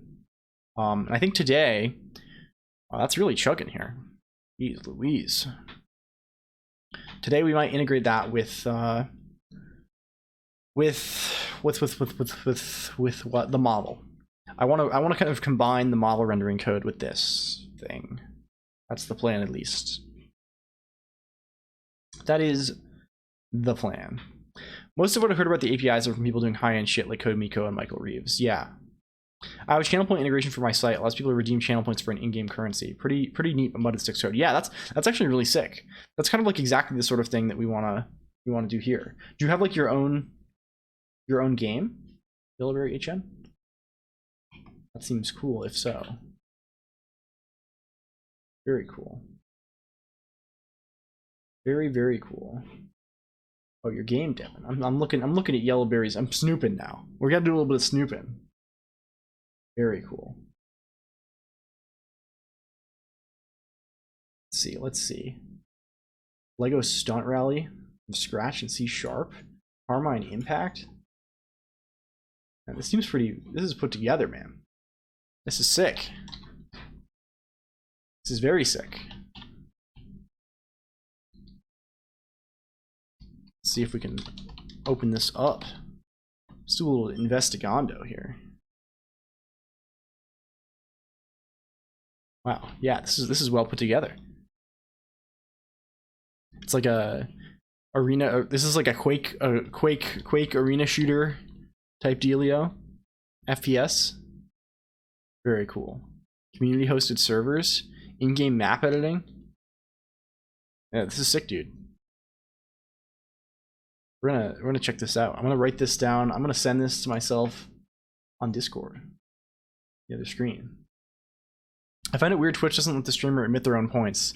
They have no value outside the specific channel, so it's not. Yeah, I'm actually so pissed about that, right? It'd be so great to be able to like actually like, yeah, have channel point rewards for things and kind of control your economy a little more. But instead, like if you want to do that, you're still forced into kind of rolling your own solution, right?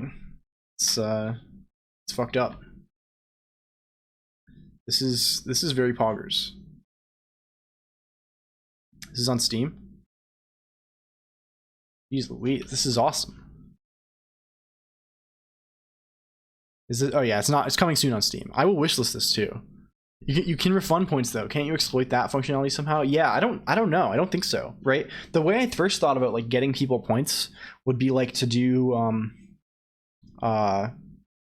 gamble. Like because the streamer has infinite channel points for like testing, and I thought like, oh, maybe I can just like set up gambles and be like, okay, just pick this result and I'll just bet against it or something, which is still pretty wonky. But they don't let you bet on your own predictions, which is fucked. Like, so like I don't even know what to do about that. I don't know. Anyway, you should check out Carmine Impact. our friend of the stream, Yellowberry HN, is making this game, and you should update your release date. Looks like it's in the past. With the release date in the past. Welcome, Lady Vignette. Good to see you. Good to see you. We're just kind of enjoying the sun today on the beach. Just kind of taking it easy here. I have the day off from work, so we're just kind of chilling, having a little stream. How are you? So if you spent on a channel that has 300 points, you can at most refund 300. Yeah, I don't think there's a loophole. Maybe there is, but like I haven't found one yet. Doesn't stream avatars have gambling? I don't know. What is stream avatars? Is this something that I should be aware of? Colonq Let's Plays 1. Well, actually, very soon. I was thinking today, you know, like this isn't my usual day. It's 1 AM for me, so I'm not for long. Just wanted to come say hi. Well, of course. Thank you so much, Lady Vignette. Please get some rest. I hope you're doing well. I was thinking today, like, oh, maybe we'll game a little bit. Maybe we'll just like, maybe I just want to like veg out and just like play Dark Souls or something. But I didn't want to fuck around with. I mean, obviously this machine is a little graphically unstable. We've come to discover from our prior crash, and also I don't have my capture card is coming in tomorrow.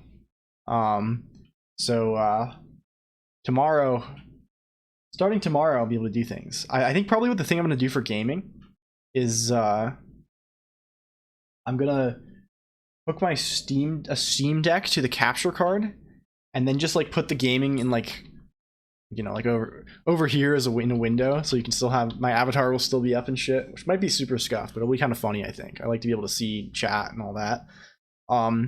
And then just like, I don't know, slam some Dark Souls. I think I can beat Dark Souls 1 in like 2 hours. So I think like that'd be a fun little excursion.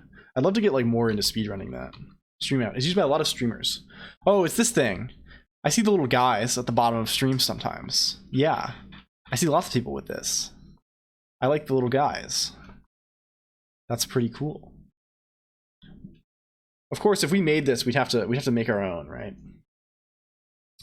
And does it have gambling? Was that the question? Yeah, I think there are lots of like third-party gambling systems, right? But they kind of like use their own, like they can't really gamble. Well, I don't know. It's hard to do things with channel points just because they're like, there's no way for people to get channel points other than watching the stream and like occasionally clicking the little thing and also doing bets.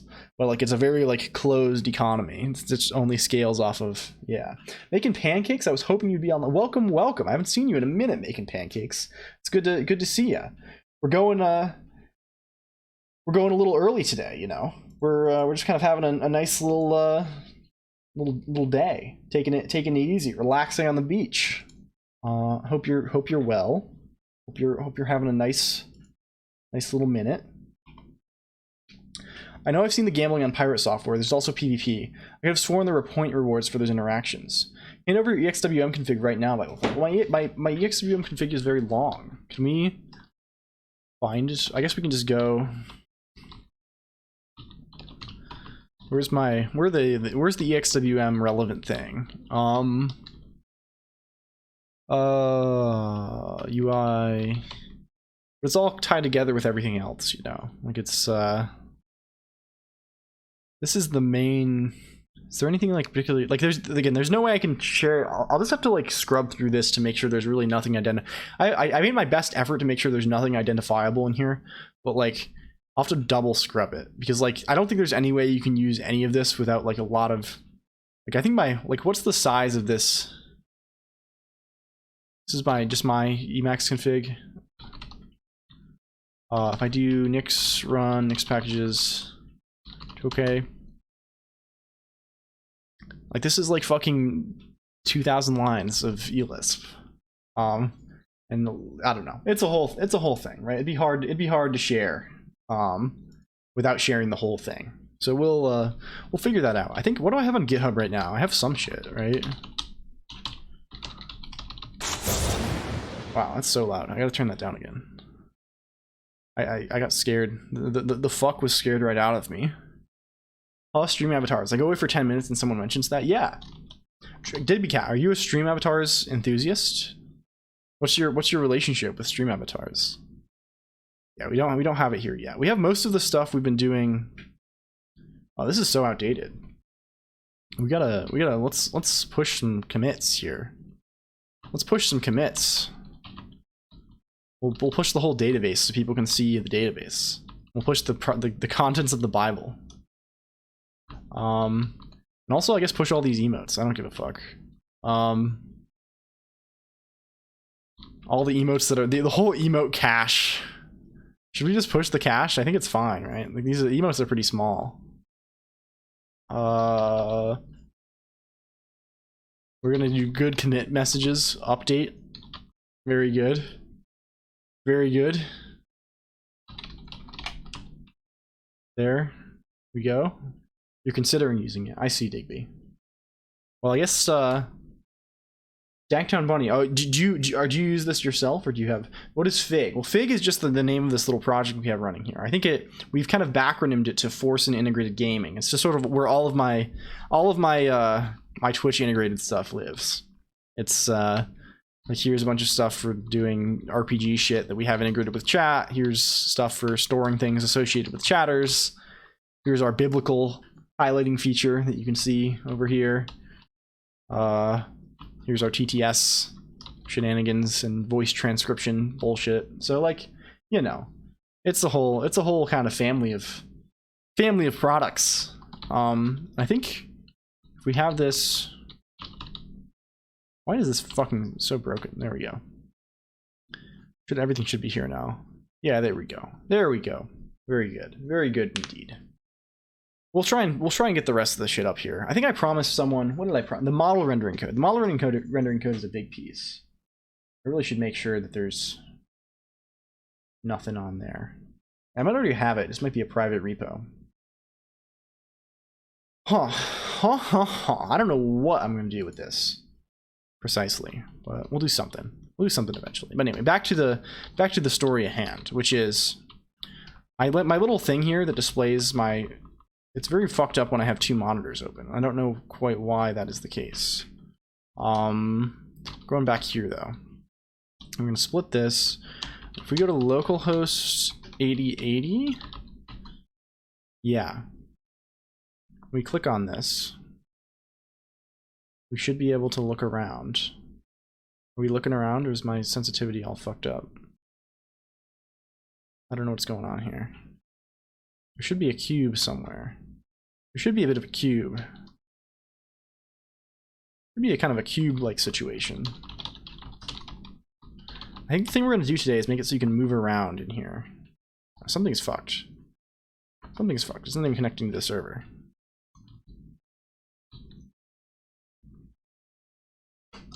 Won't even let me open DevTools. That's very interesting. Very interesting. Maybe I need to, maybe there's like a,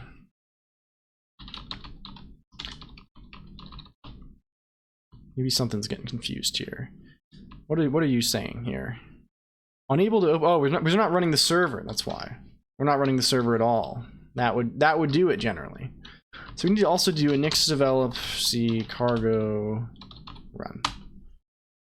We might need to give it some options as well. So this whole thing is a little game server, right? Oh wow, man, that is really fucking us. We're really getting fucked by that.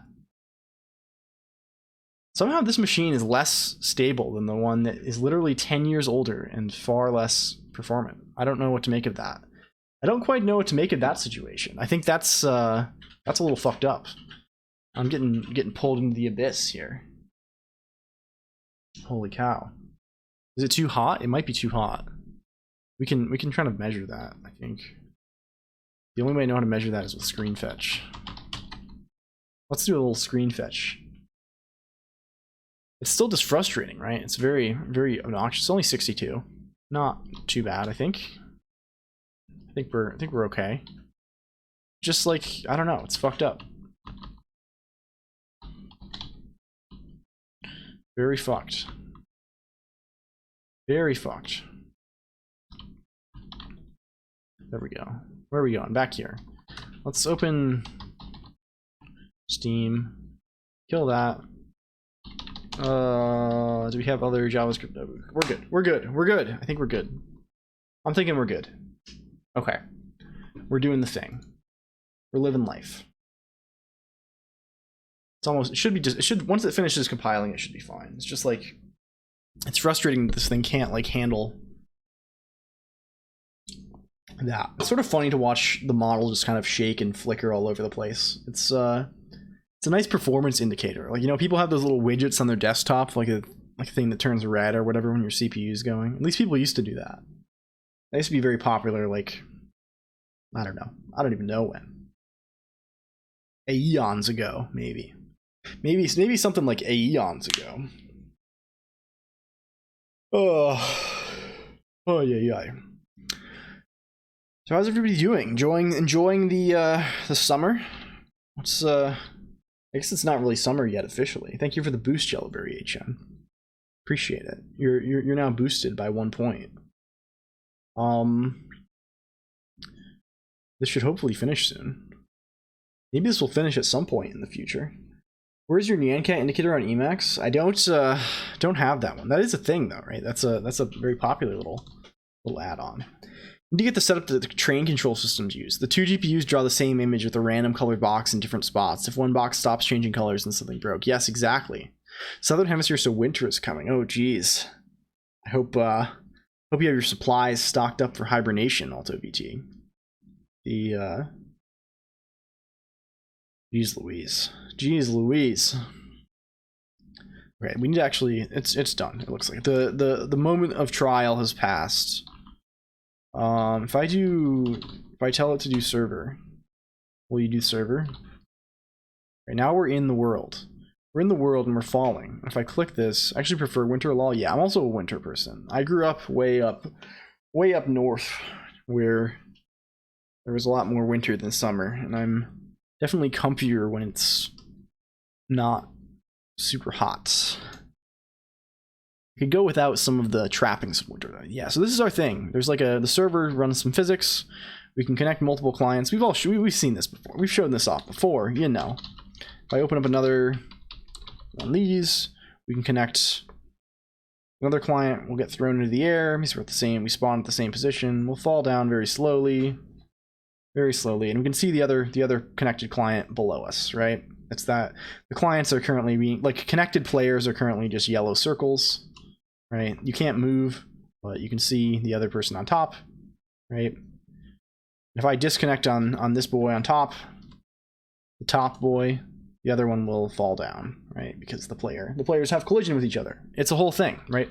So we have like most of the server side shit in a reasonable kind of shape, I think. The thing we don't have, Nyx is killing me. Oh, Moonpie, are you? Please share. Please, I know you've been fighting with it a little bit. You just want Pandoc 3. Oh boy, got a Haskell situation there. It sounds like. Is it pulling in 100 billion dependencies? Is that the sitch? I just want Pandoc 3 on 1.2. It's literally packaged. Yeah, is that version packaged though? Can't find it says it can't find dependencies. Are you trying to build the thing? Like, I would expect if it's packaged. Oh, are you trying to build an old version where there's no longer like a binary cache? Like, what's the?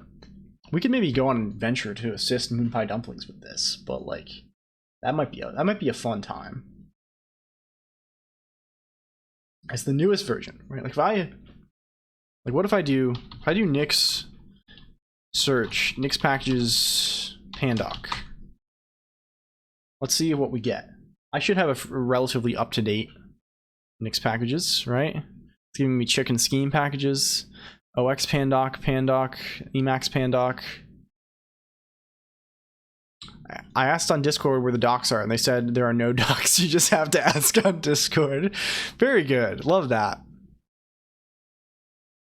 Okay. If I just like fucking... Where is just Pandoc? I just want Pandoc. The Pandoc that it's going to give me here, if I just... This is just going to give me Pandoc 2.19.2, right?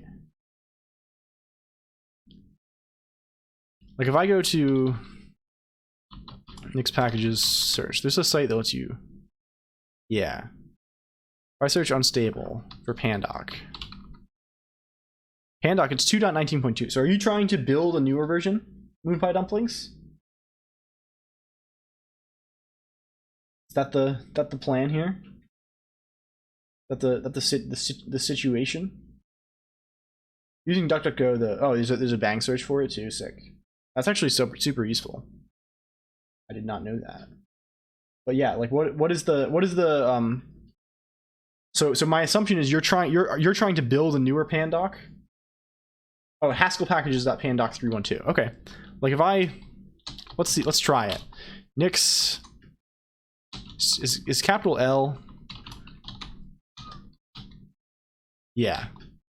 Nix -L run Nix packages Haskell packages.pandoc 312. Oh, we gotta not misspell things. Let's see how that goes. Let's see how that goes, basically. Hopefully it'll print us something reasonable. Where are we currently hanged up here? What's going on? OMG. If the flake works and Nick's shell doesn't, I'm going to cry. Yeah. Well, we'll see. I wouldn't. No, it doesn't work. This is we got a cabal error here. So this package just doesn't build on Nix. We could try and debug it. Can we be heroes? Will we be heroes for Moonpie Dumpling if we fix this? Can we take heroic action?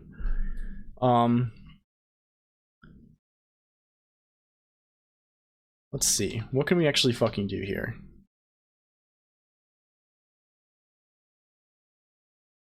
Let's get the logs. Let's get the logs. Encountered missing or private dependencies. I don't even know what this fucking means. I don't even know what this fucking means, dude. You declare something like... Seems ambitious. I don't know why you have to override things about hledger to build pandoc. I didn't know that hledger was a dependency of pandoc. Oh, maybe this is just an example, right? This is an example of how you would do it for just doing don't check. Yes. Very nice. Okay. Okay. Probably the easiest thing to do, honestly. Okay. As someone who is I'm a Nix junkie, right? And I'm also a Haskell user.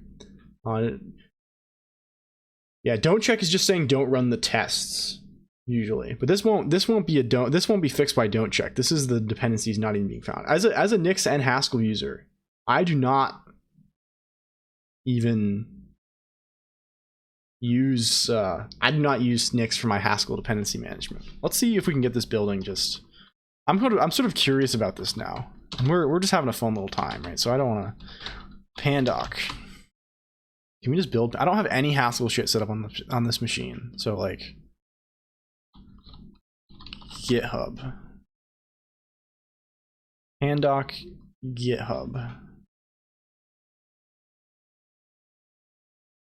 I love Docker, everything is documented. Yeah, Nix does not have. It's just sort of it's sort of frustrating that something just in Nix packages is just broken. Git tag. Git checkout. What do you want? 3.1.2. Git log 1. This looks like a release build, release tag or whatever, right? Do we have submodules? No. There's a shell.nix and a release.nix here, and there's a flake. We've got a flake here.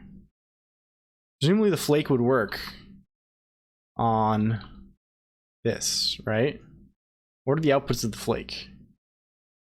There's a package for pandoc, right? If I do a Nix, well, I don't know. Let's just say Nix-L build. let's see what happens. Let's I don't know. We're gonna explore a magical new world together here, Moon Pie Dumplings. We're gonna explore the depths of multiple Haskell overlays are applied in arbitrary order. That's a good sign. So they're flake. This is just cloning their. That doesn't seem like the right thing at all, actually. That seems like something that's going to be impossible to debug. So maybe we give up on the flake kind of situation. Do we have any kind of Haskell shit?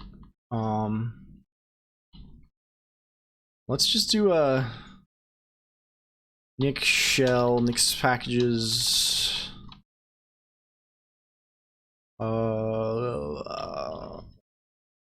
GHC, Nix packages, Cabal install, Cabal build.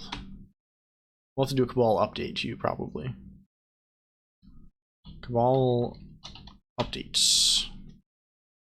Let's see if it builds. It'll be exciting.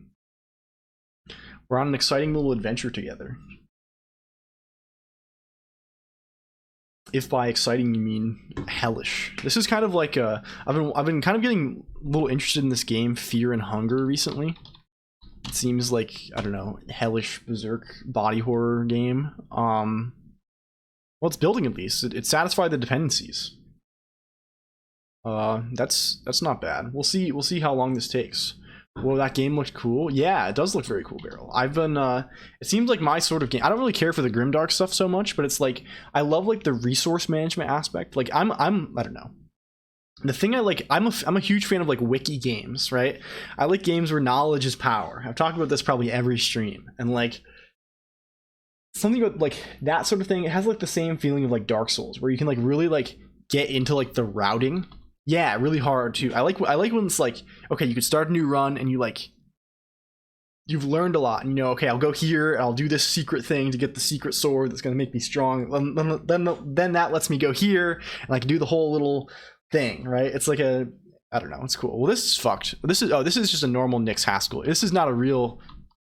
Let's what do I do here? We'll install Haskell globally. Because you need to, if you're going to use Haskell on Nix, you have to fucking tell it to be nice. You have to do like a Haskell with packages for zlib. Where the fuck is my home.nix? Let's say, what are we saying here? GHC equals packages dot Haskell packages dot GHC with packages HS packages. It's like this, I think. Not really a wiki game, but I remember someone saying that having a map on a piece of paper when playing the first Zelda made it feel like, yeah, I love drawing maps too. I love like the classic like blobbers or like Etrian Odyssey or whatever. This is Haskell packages dot zlib. I think that's what we want. And we'll also just say hs packages.cabal install for good measure. I think that will do the right thing for us. Let's just put that right at the top here for now. We do a sudo rebuild system. Hopefully this doesn't crash our machine again. That'd be fucked. If it did that, that'd be quite fucked. But yeah, no, Barrel, it seems like a very Barrel sort of game. I think you have to censor it to play on stream. I saw Grimmy was playing it a few days ago, which is what kind of jogged my memory that it even existed. I had the same error. zlib. Yeah, so like when I do Haskell, I always just give up and I'm like, I'll just install zlib. Like in my normal Nix config, I just have like zlib and a few other things that use like native libraries just installed with Nix. I do everything else with the Cabal install. So we should have that. Where's our pandoc shell? We don't need to do this anymore, right? We can just say Cabal build. I think still got the error. Yeah, it's kind of fucked. The whole thing is kind of fucked. Maybe this will try a little harder now. We'll see if we'll keep tweaking it until we get this running. I looked up, people said you can stream uncensored as long as you don't linger on the bits for too long. Yeah, there is a censorship mod though, right? That's what there's like, I mean, and there are like pulsating like dicks and stuff and like sexual violence and like things you probably don't want. Remember drawing the dungeons for Phantasy Star? Oh, we're still missing this. Why are we missing this? We probably need to wipe. Let's just RMR dot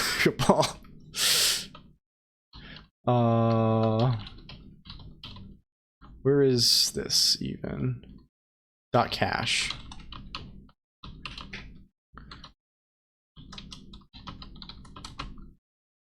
People have been watching a lot of Outlast, which has nudity. People have streamed that just fine. Yeah, I don't know what the rules are really.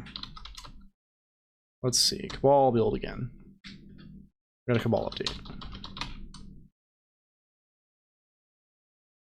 As long as it's not like the central focus of the stream, I think. Yeah, it's artful, right? It's artistic. Oy. Ay, ay, ay. Man. Let's see. Cabal build. I like this Pandoc side quest. People have been getting away with streaming Fear and Hunger, which is, yeah, that's the one we're talking about, Dante Daedalus channel. This is, we were talking about Fear and Hunger a little bit. You were probably here though. But yeah, that's, I'm pretty iffy on that, right? Like, I don't think, like, I would definitely want to censor it if I was gonna play it. I wouldn't play it on stream anyway, because I'm like, I feel like that'd be very stressful. Because it's like, it's got such like a real-time element, right?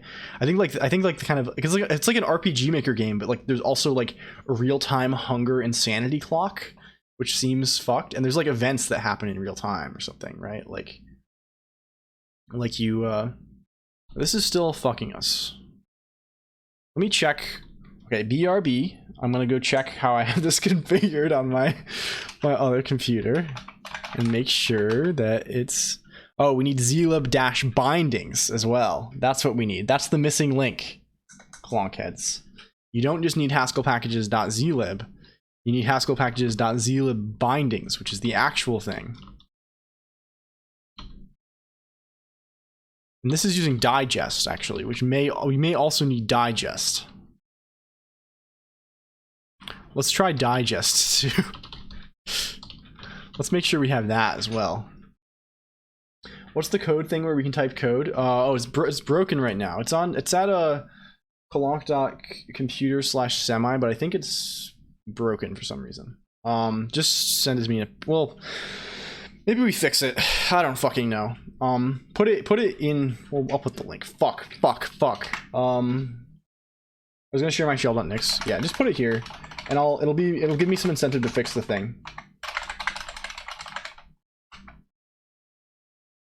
Because I think the site should work. I think it's just my thing that connects to it from here doesn't work. The site should be fine. Yeah, the site's fine. I think I just am doing something horribly wrong here. Did I rebuild this? Sudo rebuild. There we go, there we go. Let's see if it works. Okay, it doesn't find digest. This is zlib bindings. What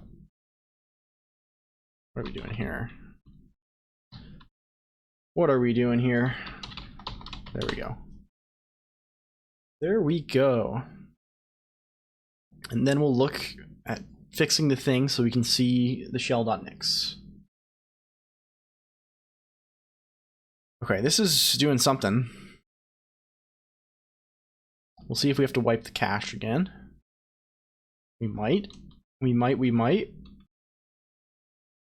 Cabal update, sure. I don't think we need to update. Cabal build. Does it still have digest on the build plan? Or is that off now? That's the thing we're trying to do. We're just trying to like, oh, it does. Yuck. Yucky. Well, we can at least build other things that aren't dependent on it. And this is saving us some future time every time we do this. So, I don't know. This is copium. This is copium, by the way. This is desperate undulating copium. Well. Where is the thing? Is it GHC package? That's just lists? Or is it just list? Yeah, we should be able to see like what we have installed globally here. We have digest, but it's a different version, right? Maybe we can say, what is the... We're going deep here to get this to build now. Where's our Cabal file? Do you have a freeze file anywhere? pandoc.cabal. Digest. I don't know what is depending on digest here. We probably just want to like delete our this again. And then rebuild. We are trying. We're getting something figured out here at least. What is this semi thing? Oh, this is a thing I built for stream a while back. Someone wanted to, it's for sharing. It's like a paste bin that I can like view live by like clicking your names in my chat on stream. Which is, that part is currently broken apparently. And it's also a Janet interpreter, so you can write like in this language Janet Lisp. But yeah, you log in with Twitch and then I can see the things you put in the box easily, more easily than like Pastebin. It's yeah, nominally for code sharing and maybe also for like doing some kind of like educational stream in the future where we do some Janet programming or like introduce some basic programming concepts is the idea. Welcome GT Zog. Welcome. Today, so we're working on a bunch of stuff today. We're kind of just taking it easy. Right now, we're trying to get a specific version of Pandoc building on Nix for friend of the stream Moonpie Dumplings. And then later, we're going to be working a little more on some 3D WebGL, WebAssembly, Rust stuff. So yeah, welcome in. Thanks for dropping by. We're currently compiling things, so my little model here is having an absolute fit. Thank you for the follow as well. Really appreciate that. It's good to have. This is not my usual time at all, so it's very fun. We're getting to see all kinds of different people. I usually stream real late at nights on Fridays. So yeah, how do you render your model in ASCII? What do you use? So the way it works, Yellowberry HN, is there's a model which is a VRM model, which is, I don't know, it's basically just a normal ass 3D model with some skeletal animation data, right, like bones and stuff. And I have a Rust program that loads that model, does the skeletal animation, like manipulates the joints according to some face tracking data that comes in from over a socket from this program called OpenCFace, and then draws it with OpenGL. I draw it to a small texture. So I draw it to a 64 by 64 texture, and then I just print that texture to a terminal every frame with the appropriate control commands to like clear the screen and stuff.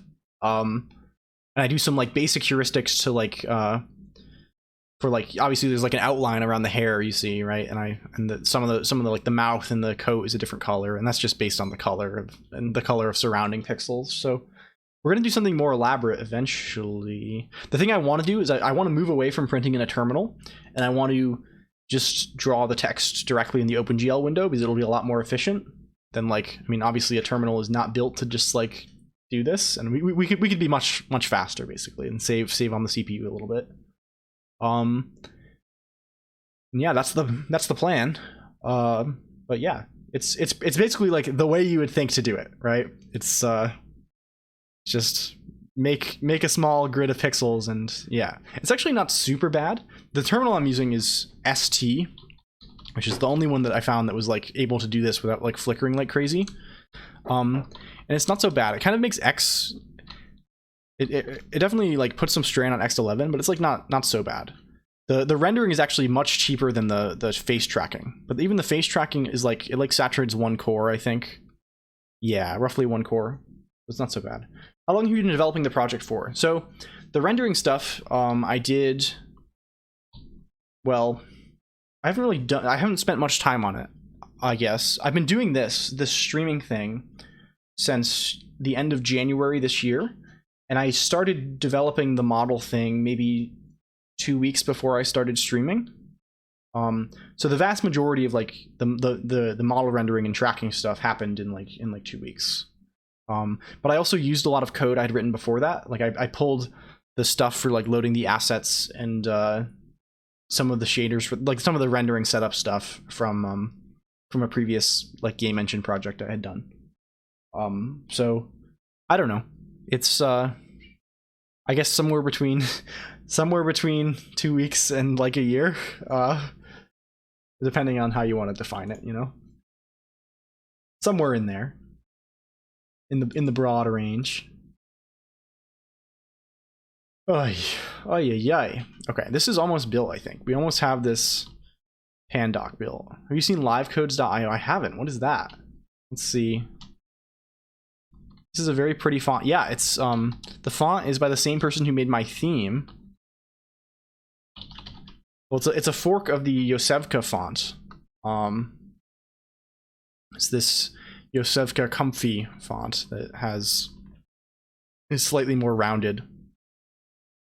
It's like a browser editor for a bunch of coding languages. It makes it easy to share. Yeah, I think that's what we want to kind of like yoink for our own stuff a little bit. I was looking a little bit at like that kind of thing. Does it have like integrated like REPL stuff? I looked at a bunch of solutions for like, because I want to be able to like do like pair programming with people. That seems like a fun thing. Yeah, this does. It has like a, yeah, cool. I think this is kind of the thing that we want to have. But of course we want to build it ourselves, right? If we're gonna do it. I was looking a little bit at this thing, Flubits. I've used this in the past. It's not FOSS. Their cert is expired. Very cool. That's fucked. This is like you can do this more easily in editor. I think there's also a browser editor, but like I don't know. I like live because it is also FOSS. So maybe what we'll do is I wonder if there's livecodes.io Emacs. Can we do that from? It might be interesting to. I mean, if it's FOSS, we can definitely just hook into whatever. Like we can. It's got Emacs bindings, but I don't care about that. Like we can probably talk to it. Yeah. Maybe that is interesting. Maybe that is an interesting thing. I saw collab mode for Emacs just a few days ago. Oh, please link that if you recall it, Basilia. Also, welcome, Basilia. It's really, really new, like alpha state. Oh, cool. That's interesting. The creator is friendly, so you can probably contribute if you want. Cool. That explains why I have not heard of this, because I was looking for things that were exactly like this like a month ago, and I guess I just didn't find this one. I've been using IBM Plex Mono for a while, but it's a little weird with certain glyphs, and we're looking for a change. Yeah, I've been using Yosevka on this machine. I use typically the font I've used for like a long time is Terminus, which is like an old one that also you can use in a TTY. Very, very old. Yeah, just this. It doesn't have anything fancy. Like there's no like ligatures or anything, or just like. But I found this one to be very nice. Well, I don't know. I'm just I'm so used to this one, right? Like it's like, but I've been liking Yosevka, and it looks similar enough. Okay, is this?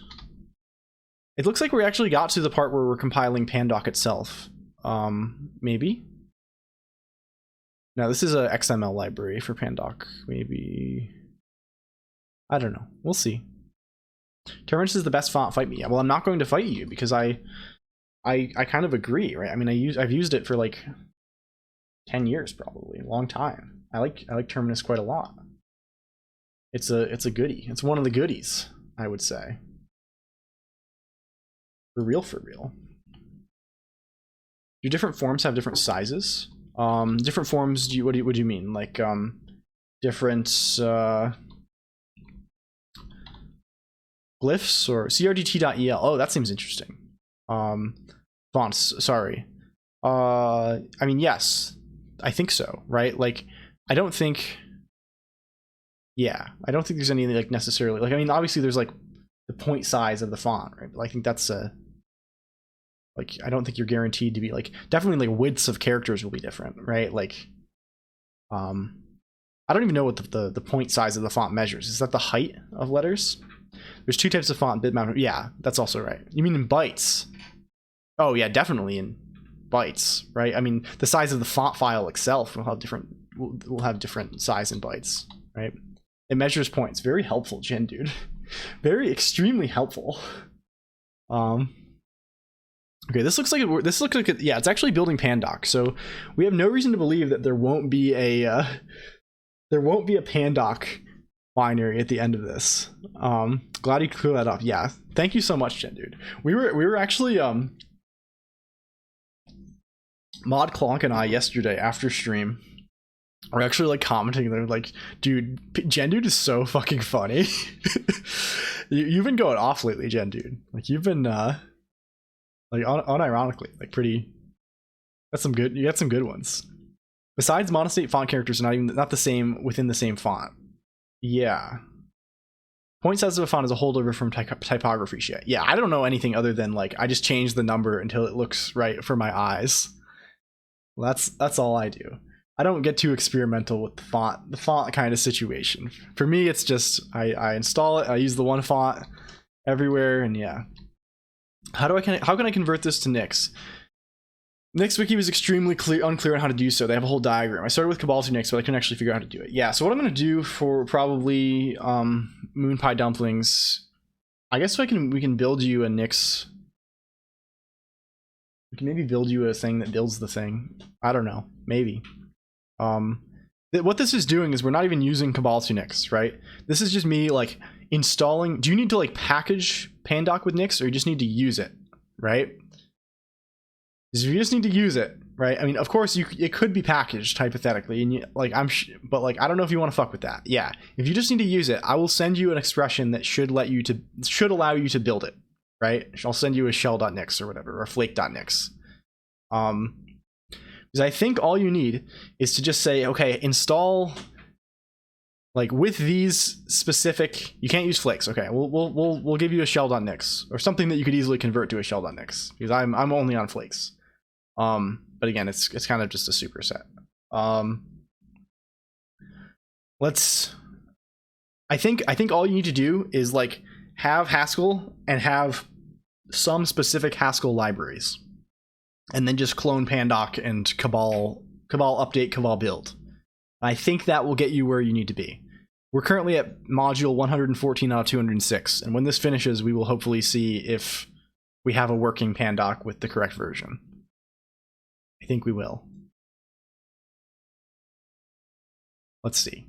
Yeah, the DSL stuff in Nix is definitely kind of like the weakness. It is a weird thing to have to contend with. I really prefer the geeks having scheme. That is a much nicer little thing. Oh, also, I didn't even notice. Thank you so much for the sub, Yellowberry HN. I really appreciate that. There are not really. I guess we have some emotes now. I want to have the emotes just available to everyone, but Twitch doesn't do. I guess we could add them all as better TTV emotes as well, or like 7TV or whatever. I think maybe we'll do that. I'm a slob, so I use GNU Stow. Kind of base though. Honestly, that's like the Stow is like I guess closer to the thing that I actually value for Nix. Like I think I end up valuing the configuration stuff, like home manager, NixOS modules kind of thing, much more than the package management side. For sure, for real. Okay, we're getting there. This is creeping along. We're building slowly but surely. We got the org mode parsing here. I always forget that Pandoc has org mode support. That's kind of very cool. Love that. Love it. Good emotes. Yeah. We got, I don't know. I paid someone on Fiverr to draw me a bunch of emotes of my little guy. We might get more. I don't know. I don't know what even unlocks. Yeah, that one's very fucked. I need to fix that one, like how that displays inside of Emacs. They turned out well. Yeah, I'm glad. It was a recommendation from a friend. Wait, aren't you the default VTuber model? No. This is I made this. This is a work of art, Moon Pie Dumplings. So are you really using emotes from that model? Yes. Well, the design, right, is I don't know. We're going to this certainly the model itself is just something I threw together in VRoid Studio. But the design, I don't know. I'm gonna keep. I like the kind of the overall look, and I think I actually have a better model like in the works. Something that actually looks good, and will hopefully look good with my ASCII thing. Kind of, yeah. Yeah, it's simple, but it's good. I mean, you can't really have much complexity at this resolution, right? Like, and any kind of detail is going to be just totally obliterated by the way this is rendered. Like, so there's no, like, I don't know. We'll get there. It's but no, yeah, the basic design of just kind of gloomy character with the snake eyes is going to be preserved, I think. I don't know. Also, the emotes are very cheap. Like, I didn't realize this. Like, you can get emotes on Fiverr. You can get like 12 emotes for like $50, right? Like, which I guess is kind of expensive, but like, you know, that's not so bad for like. I'm sure they're mostly just following like a template, and they have a billion people have the same things. But like, I was sad. I'm easily pleased with kind of art things. You know, very much not bad. Yeah, I agree. It's super nice. It's better than I can draw. Oh, this is really chugging away. Let's see. Also, happy to sub. Cool content. Yeah, I really appreciate it. I mean, of course, I don't want to be grinding the subs too hard, because again, like I'm a tech bro, right? I got enough money, right? But it is cool. We'll try and do something that makes the sub worthwhile. Oh, also, I guess we have new people here. There's a Discord. There's an LLLL Colonq Discord. It's here. Right now, it's mostly just me saying I go live, and we vaguely talk about computer things occasionally. But like, I don't know, maybe we'll use it for something. We're going IRC mode, so we have one single channel. Everything mixed up together. I might even disable images in it if I can be asked to do that. But that's the spot. That's the spot you go hang out if you're in the mood for computer conversations.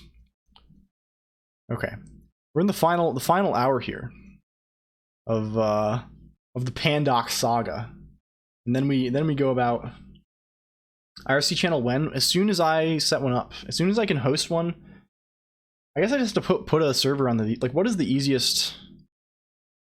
I don't know. I looked into it a little bit. I was looking into maybe hosting one for, I don't know.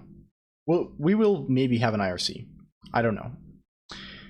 Do you upgrade your computer, or is it the same assorted trash? Oh yes, Moonhide Dumplings. We're currently on a much better machine. Yeah, I guess you missed the start of this stream. Since the last stream, we had this good computer also. It's like a Razer laptop. So I just installed Nix. I just cloned my whole configuration onto an external drive. Yeah, this would be taking 100 years if it was my old machine. Haskell is so fucking slow to compile. But no, I have a decently fast machine now. The issue is it has an NVIDIA discrete graphics card, and good computer Razer. Yeah, well, it's half decent. You know, it's the most decent machine that I had just like laying around that would be easy to do this on. It can, like, the old machine I was using is like a ThinkPad from like 2012. Like, it's better than that.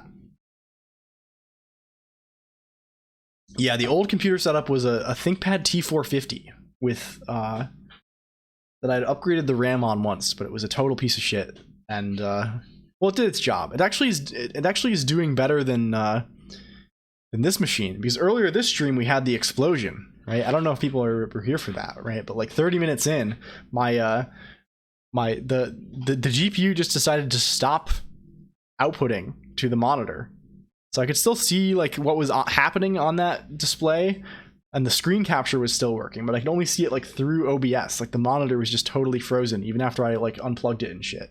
So I had to I don't know, kind of reset that a little bit. I have a T430. I also have a T430S. Wow, very cool. That's my main like personal machine when I travel, when I just want to like code and I don't need to like game. But it's getting too slow for even programming, because everything needs like LSP and shit now.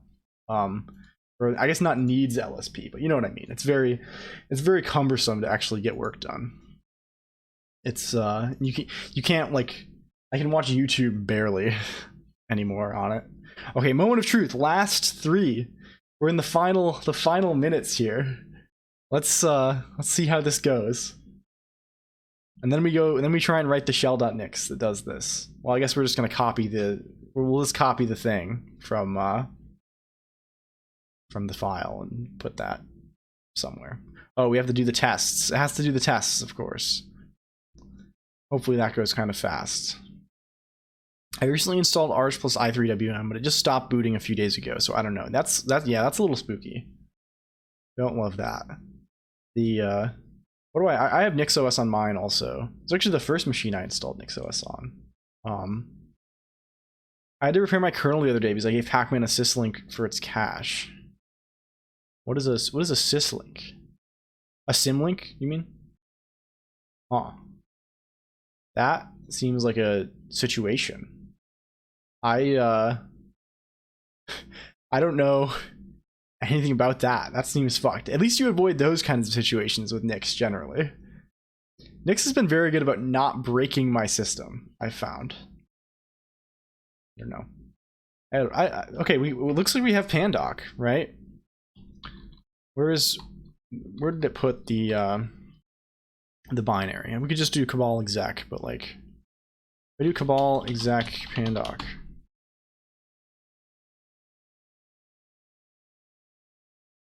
Cannot be found.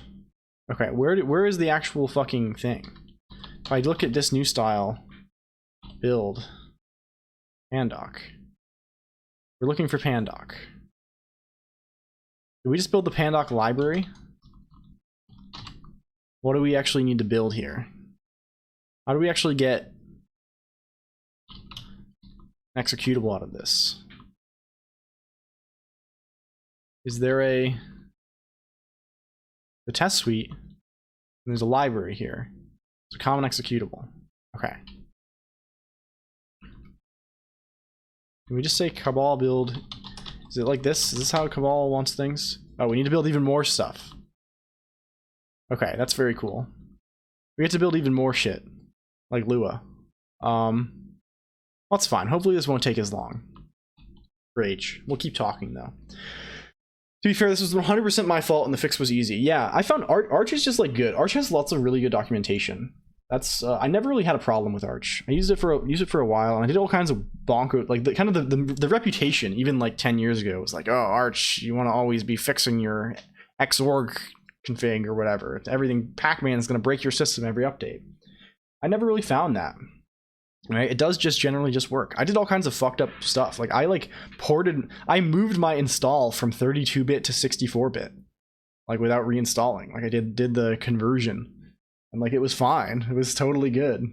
I don't think I ever bricked my system with Arch. Honestly, I fucked up my system more on Ubuntu, but that was probably because I didn't know what I was doing. 5 years on Arch, no complaints? Hell yeah. Yeah. I don't know. Again, another common theme around here. Lots of things that are just like memes are just like not true at all. Like people just like to say things that are just not even remotely true. Jumped to Arch head first about a year ago and it's been pretty smooth sailing. Yeah, hell yeah. Yeah, it's fun. Smoother than a certain OS based on holes in homes. Yep. The systemd controversy, lol. Yeah. I mean, I'm on systemd nowadays. I kind of don't like systemd at all. Mostly because I just think it's like, I don't know. I like knowing that I could re-implement things, right? Like it's really not hard to build an init, right? You could build a small init in like a weekend, right? It wouldn't do that much, but like you could build a small like, I don't know, shell script spaced init, and it wouldn't take you that long. You could totally replace, like run it or OpenRC or something. But systemd is like does a fuck ton. And I'm like you couldn't replace systemd, and I just don't like that too much. I like having like a lot of interoperable parts that you can like. Yeah. Out of curiosity, I tried installing Alpine on a small old Dell, and it's pretty comfy for half an easy. Okay, this built. Alpine's really cool. I like statically linked distros in general. Static linking rocks. Yeah, no glibc, right? Glib is a separate issue entirely. Ideally, no glib also. Glib is like OOP shit on top of C, right? And then glibc is just the libc. Cabal exec Pandoc. It's probably just version. Okay, 3.1.2 Moonpie dumplings. We've done it. We have a working Pandoc 312. Alpine with muscle is very cool. Yeah, hell yeah. Muscle rocks in general. Shit should simply be statically linked. There should be ways to interact with system libraries other than dynamically linking them. There should be a decent way to use OpenGL from a statically linked program.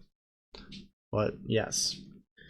I'm setting up a new server soon for my college dorm. I mean, I have a computer and it will be a server in my college dorm. Yeah, hell yeah. Also, yeah, enjoy the college lifestyle, Moonpie Dumplings. I hope you have a good time. Welcome in, Hexadigital. Hello, hello. How are you doing on this fine Monday? I use Alpine, a distribution with chips without the GNU core utils or any other GNU code. It's Linux, but it's not GNU Linux. Yeah, hell yeah. You can totally use like BSD core utils on Linux too. It's just a shame that a bunch of the tools I use don't like to compile using muscle. Oh, interesting. Which ones are broken?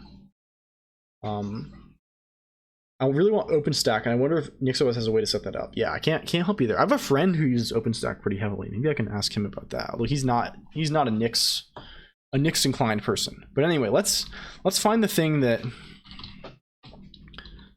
you want. Moonpie Dumplings. I think that's all you want. This is the magic incantation right here. For some reason, SDL2 graphic stuff in general will really not it's not really feasible at all to do any kind of graphics stuff in a fully statically linked world, right? Because like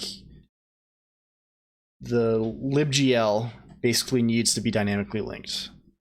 Same with Vulkan, right? One thing that's super flawed with like you can't even DL open at all if you have a statically linked binary, right?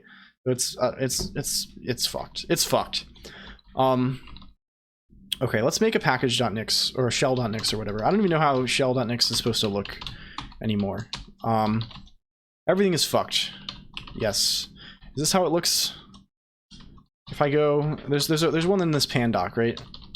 There's a shell. We'll copy what they're doing. No, it does the whole Nix packages thing.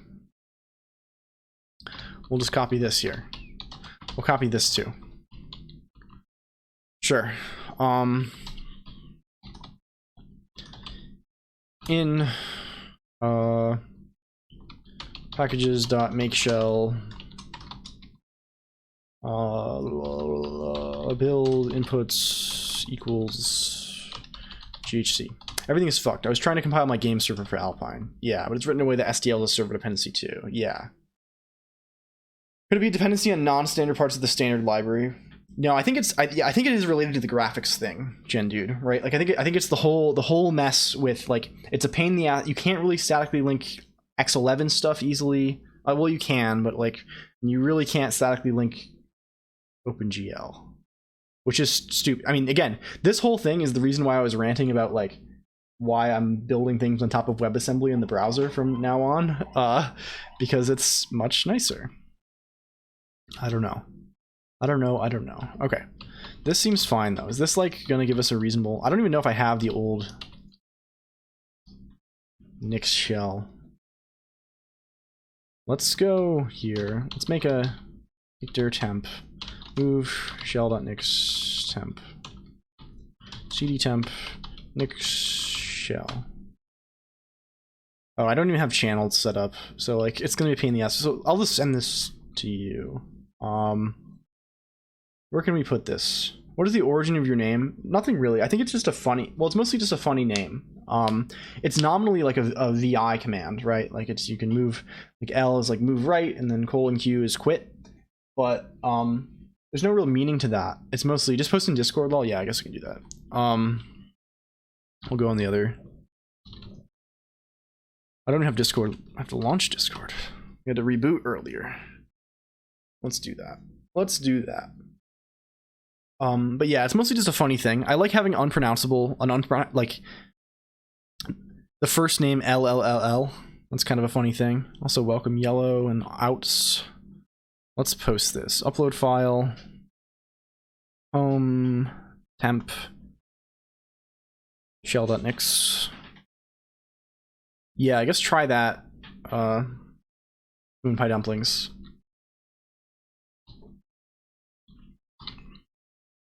And then the thing you do from this is just like Nix shell clone pandoc git switch 3.122 and then cabal update cabal build exe pandoc. That is the thing. Did I just paste my whole ass? No, this is the wrong file. Shell.nix. Shell.nix. This one. No. Temp shell.nix. Here. Any thoughts on the new Discord username update coming soon? Well, I don't know. It's it seems like a silly thing to do. Like, I would think they would just stick with what has worked for them. I don't like Discord a lot at all, but I don't know. Like, it seems like they're not exactly struggling right now, right? Like they're doing pretty well. I don't know why they would just make a change that is potentially very confusing and contentious. It also like breaks, you know, like a common rule, right? Like, people refer to themselves online by their Discord handle. Like, there's plenty of like artists and stuff who have like advertisements of like their Discord thing with the name Octothorpe number format, right? And now like all that stuff is just broken. And like, why would they just break every reference to their platform? It's like if, like, I mean, YouTube created a new name format, right? YouTube used to have the youtube.com/c/ whatever the channel is, and now they have the youtube.com/ at the channel handle, right? But they kept the old format for people who did it before. How can I build this into my Nix shell? You should just be able to say Nix shell in the directory with this shell.nix, right? Moonpie dumplings, like, just download it and run Nix shell in the same directory, I would think. Again, I haven't used the non-flake workflow in a long time. I guess let's check the man pages too. Especially knowing that they're, of course, giving the paid users priority. Yeah, that's pretty fucked up. Speaking of the YouTube, rip all the old good videos. Yeah, aren't they like privating things that aren't like maintained or something? That's a thing. I don't know. That didn't work at all. I mean, like, how can I automate these steps with Nix to make this easy to do for other people? Oh yeah, well, it's gonna be harder. You could, the thing I would do is, the thing to do, I think, is it's gonna be an ugly sort of derivation, Moonpie dumplings, right? It's like, if you want to distribute it as like a real Nix thing, you'd probably want to package it using like the actual Haskell dependency stuff in Nix. If you just want to get pandoc working, this is the thing that I would do. And just like send people a shell script that does all this shit. Because it'll be tricky to package doing it this way in Nix. Is there really no way to automatically build packages from Hacked? Well, you can. That's what the Cabal to Nix thing does. But it sounds like you encountered some difficulties there. Yeah, Cabal to Nix definitely will do what you want.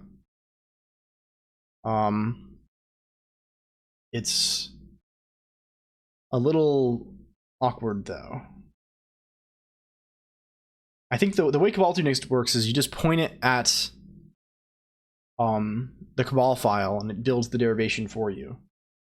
But again, it's not guaranteed to work because it just uses the versions of things that exist in Nix packages already, and kind of, and whereas building with Cabal normally will like kind of use the full range of available versions. I think that's the main difference.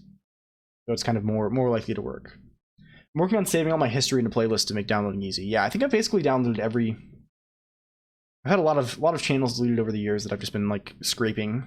I don't know. I need more space. I need like a full ass like NAS with like many terabytes, a few hundred terabytes of storage, and like deduplication, or like RAID, right? Like RAID. What's the RAID that just like duplicates everything? Like RAID 2, the one that you just need like double space.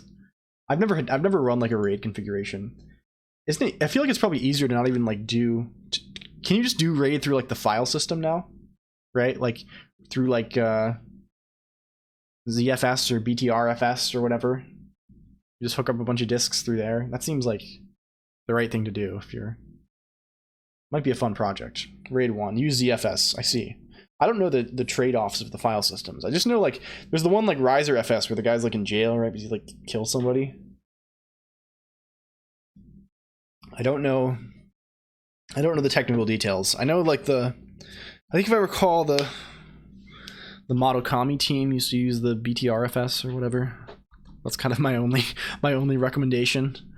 You can do file system RAID, but it's generally better to do hardware RAID from it. Then you can do like a hardware RAID controller, right? That's like the thing. I'm getting a 2 or 4 terabyte drive in a few days. Yeah, storage has gotten so fucking cheap, right? Like, I bought this SSD last week to run this stream off of this laptop, and it's like, it was like a fucking 2 terabyte SSD. It was like $100. Riser FS is a killer file system. Too bad Riser FS development was arrested. Hey, yeah. Some motherboards support hardware RAID. Good to know. I have a hilarious amount of space for archiving things. Yeah, I think it's just like a common obsession between people like in this broad community of people who like archival, right? Archival is just like, I don't know, I hate losing things, right? It's so ephemeral online. It's good to keep track of things. Found some enterprise tape storage for real cheap, so I have like 50 terabytes or more. You have 23 terabytes. Yeah, I'm feeling like a loser now. I only have like 10 terabytes on my machine, and like none of it is like, it's all, I don't have good backups for anything. Oh, what have I done? I do have a little bit of like, I have some things offsite, backed up offsite. There's this service, rsync.net. This is super sick. They've been running like forever. They'll just give you like a little, basically you can SSH into like a very limited Unix system, and like you can rsync things and get annex things and, you know, do all the Unix backup tools. And it is pretty affordable. And they also have a plan that is it's not advertised here, I think, but there's a plan. I think it's like 1 terabyte for like a single fee of like $500-ish, but it's for life. There's no monthly fee at all, which of course, like, I mean, obviously, like $500 or whatever could pay you for pay for more than that for a very long time, but it's like the principle of the thing. Like, I love like the lifetime plan, right? That's something that's very appealing. And of course, they'll probably go out of business before you die, but like it's cool to have a thing you don't have to pay for. So I have like at least 1 terabyte of like off-site backup space. Lifetime plans are always dope. I agree. Yeah, I would 100% pay more than is reasonable, right? I will pay more than the likely cost over like 30 years even. Not actually, but you know what I mean. Like it's just for the principle of that kind of thing. It's very, very cute. Cool. Okay. Moonpie Dumplings, are you able to successfully build Pandoc? I assume it's probably still building if you're trying at all, but I'm interested to hear, because like we did accomplish the task. I think we, at least if you need to do some document wrangling in the immediate, you should be able to do it. So I think the tricky bit with the zlib thing is that, yeah, you have to tell Nix to, you have to tell Cabal to use the Nix versions of a couple of libraries, but such is life. It's just not what I wanted. If I wanted to install Pandoc, I would get it from the Arch repos. Yeah, I mean, like, yeah, I think Nix could use some improvement in various ways. The Haskell story in general, like, again, like I was saying, like I do not use, like, the thing that we just did, right, is basically just giving up, right? We basically just said, okay, use Nix for the bare minimum things that we need to do just to get Haskell to do its own thing on our fucked up little system, right? And I do the same thing for Rust too. Like, I'm not using Nix for Rust dependencies. Like, I'm just letting Cargo install them all. It's yeah. Watching the stream today is making me want to install some version of Linux on my main machine, as it currently only runs Windows. Yeah, I mean, totally can. You can get you can do all kinds of funny business. It's Are you a Linux user typically? Yellowberry HN? Do you play around with the Linux scene? You can set up dual boot without ruining the Windows install. Yeah, you can dual boot, or you can just like, again, what I'm doing for this stream, like this machine, the built-in drives, I'm not even touching them. I just bought a cheap external drive, plugged it into my computer, installed Linux on the drive, and I just boot from the USB drive. I uninstalled Windows. Yeah, I only have Windows on a VM, and I guess this laptop, sometimes you need to do a little bit of gaming, right? This is our Final Fantasy travel laptop. When you got a raid, we're at the raid tier for Final Fantasy tomorrow. I think if we have any Final Fantasy gamers in the chat, we got. I don't think I'll be doing Savage, but you totally remove Windows. Well, don't go that far. Probably should actually remove Windows. Being raiding, yeah, we're doing a little bit of raiding. Keep Windows only because I use it occasionally, but easily 90% plus spent on Arch. Yeah, I'd love to try and do like, I don't know. I'm just so sick of like the whole gaming fuckery on Linux, right? Like it's so much better than it used to be. To be fair, right? But I don't want to run Proton tricks anymore. I don't want to like try and deal with running Steam under EXWM under my fucked up tiling window manager where it's gonna break half the time. I just like. Let's just consign this off to its little prison, and yeah, it's getting better. I don't game much aside of I'm still unfortunately afflicted with the gaming disease. I just run wine directly, yeah, very based. I remember back in the day, like wrangling, like I used to have like 10 different wine prefixes, like one for Diablo 2, one for StarCraft, right? All the different shit. Mahjong runs in the browser. I gotta learn to play Mahjong. Everyone here seems to play Mahjong, right? Like everyone in like this little scene, right? Like the indie Twitch VTuber scene is like a Mahjong nerd, right? TF2 runs on Linux, all I need. Yeah, so true. I used to play so much Dota 2, and that I started playing the day it got Linux native Linux support in the beta, and just played the fuck out of that. But nowadays I play again like. I don't know. I'm a FromSoft gamer. Thank you so much for the follow, Wow Naga. Speaking of Dota 2 and Blizzard, if you want, I can teach you.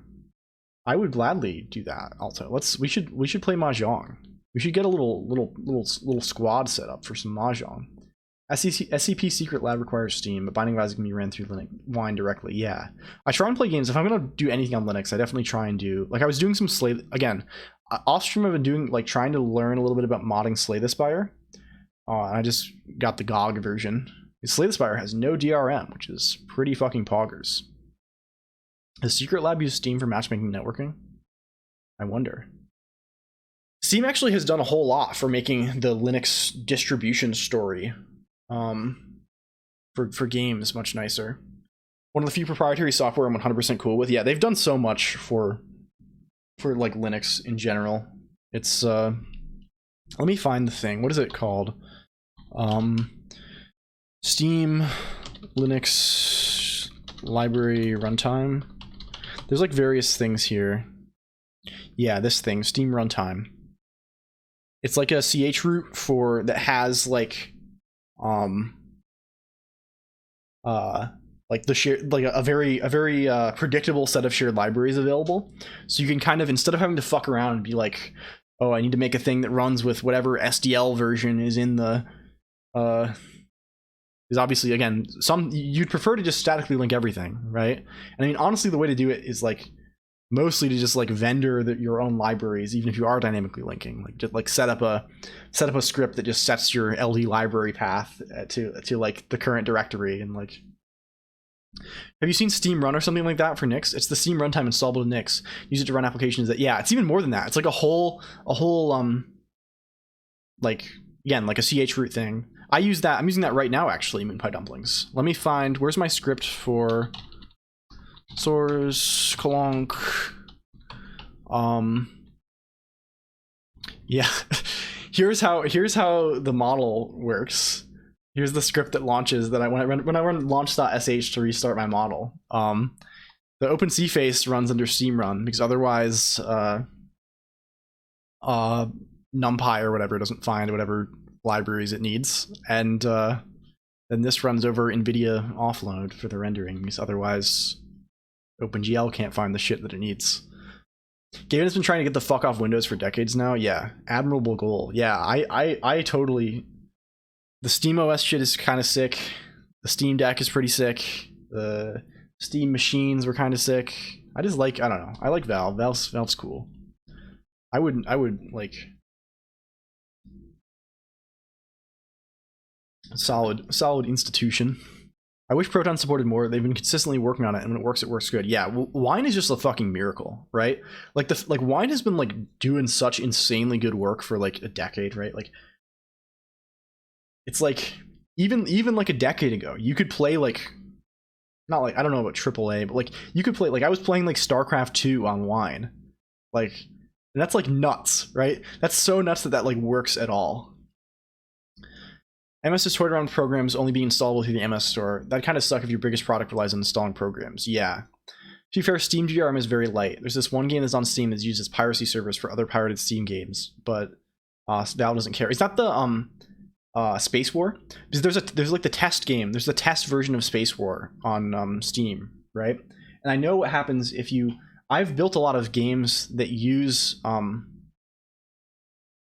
like, yeah, that's what happens if you. So basically, the way that Steam works is, especially when you're like testing a game, if you have the Steamworks API set up, if you put like a file in the folder of the, it looks for a file that like specifies the app ID of the game, right? And the one that like isn't checked, I guess, is the Space War app ID.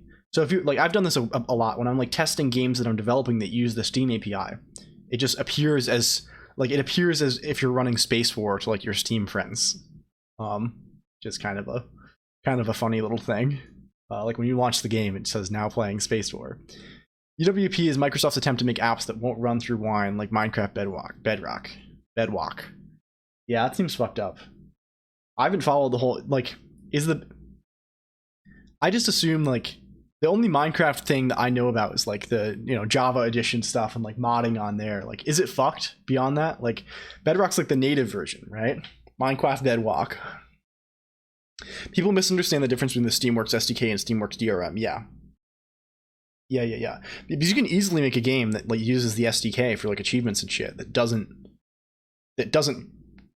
like stop when Steam isn't running, right? You have full control over that, right? You don't need to do the DRM side of things. How much dedicated WAM? We're on 16 gigs of dedicated WAM on this machine. It's pretty pog. Pretty poggies. I know of like 15 games that use the actual Steam DRM. Yeah. Like, is there like actual, like, I don't know. I don't even know, man. Like most things you can just like rip out and like lots of games you can just copy out of the Steam folder and like, I don't even know. How am I still compiling? I have 8 cores because Haskell. You're still compiling because Haskell, Moonpie Dumplings. Because it's hellish. Welcome to my daily hell. Welcome to the world where every CI run takes 3 hours. Because I can't say much because haha NDA, yeah. So true. Oh, you're in the commercial game dev business.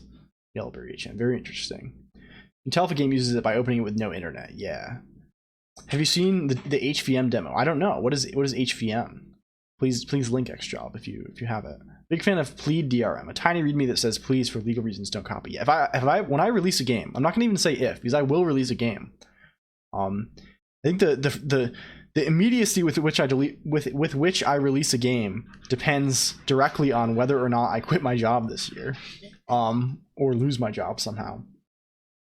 Higher order virtual machines, a pure functional runtime. Oh ho ho. This seems very interesting. How have I not seen this?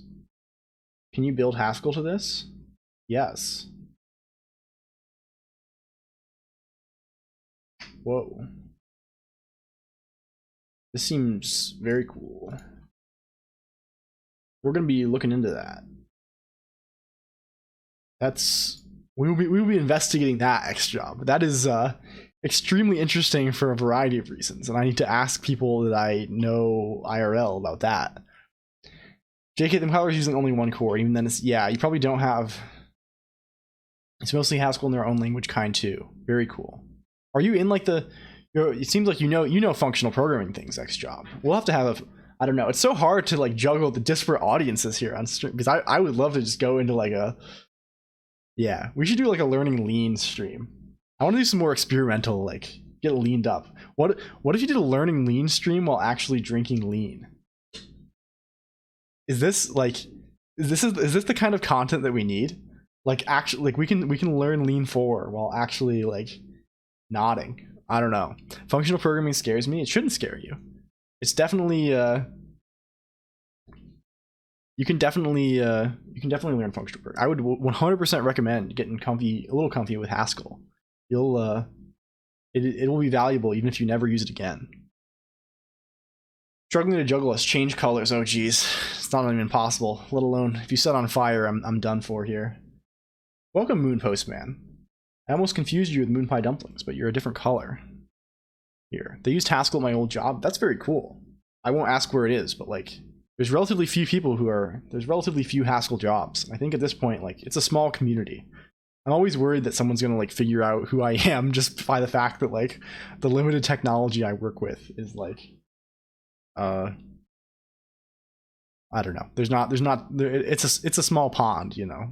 It's but I don't know. People are generally pretty nice, as well as Rails. That's kind of a strange. I don't know. I guess I won't guess too much, but that sounds like maybe a Facebook situation. I know Facebook uses Haskell for their spam filtering. Dave Marconi, that you got me, Digby Cat. I'm sorry. Yeah, I am in fact Dave Marconi. I mean, they know me as Big Murphy from time to time. There's only a few Haskell jobs that sounds like job security. Yeah. I mean, Haskell is nice because like there's few Haskell programmers and also a few Haskell jobs. It's very nice. L:/Q, Luke Smith. Yeah, the same letter. I'm actually bald IRL. L:/Q. I confirmed that I'm bald IRL. I have no body hair. The next job will be most secure, which is why I'm trying to learn it. Yeah, well, I mean, yeah, I've used Nix at work, and I know a few places that use Nix for sure. There are a lot of crypto shops actually that use Nix. I know Serokel uses Nix quite a lot. I think Obsidian uses Nix.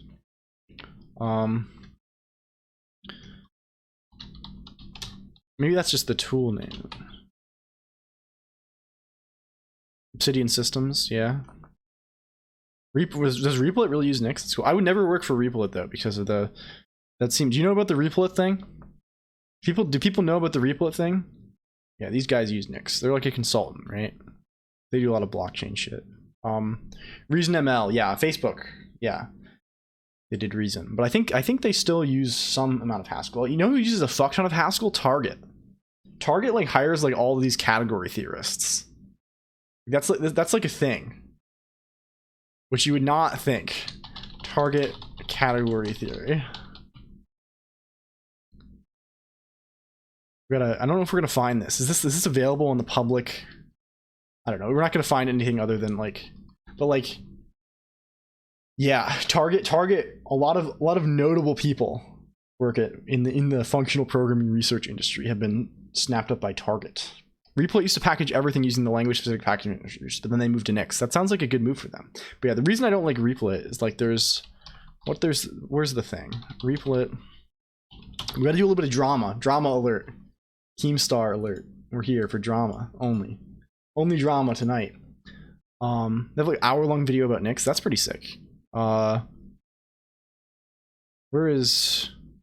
Yeah, this. This dude, the dude who runs this blog, is cool. This is the author of the straight.el. I don't like them because they're not FOSS. Yeah, I feel that. But anyway, this dude, author of the straight.el package manager for Emacs, that has since been. I mean, I've replaced this with Nix, and I think it's maintained by someone else now, maybe. But like, has done a ton of shit in the Emacs community for sure. A young dude, and he interned at Replit, and left Replit, built something that was like kind of similar to Replit, like just like a browser code evaluation thing, and then like the CEO like made like was like emailing him like making like veiled legal threats against this like early 20s kid for like building something that was vaguely related to their product that had no moat, and just like doing it like as like a FOSS learning project. And that's fucked. That is very fucked. Yeah. Yeah, just weird, some weird shit happening here. And like the author Radon is like very like I'll be engaging our lawyers on, yeah, said it was cool, kind of, and then immediately goes to like, this is pretty clearly a white box clone. How is it clearly a white box clone? Like it, yeah, I don't even know. And then ends with the legal threat on the person who just ended their internship. That is fucked. And just everything I've seen about the Reaplet guy Amjad is like extremely like, he just seems very like cocky and obnoxious. So fuck that. I also didn't like Reaplet because it requires a backend server. Livecodes.io doesn't. It's entirely in the browser. That's actually fucking sick. What does it? So does Livecodes just run? Is it just for JavaScript then? We got to look into this a little more. Because I was looking at the same thing. Like my little site, like the colonq.computer/semi thing. I'm using Janet mostly because it's very easy to run in browser with WebAssembly. Like, you can run a bunch of shit here. Like, how does this run? How do I run? Is this just all like WASM stuff? What is the?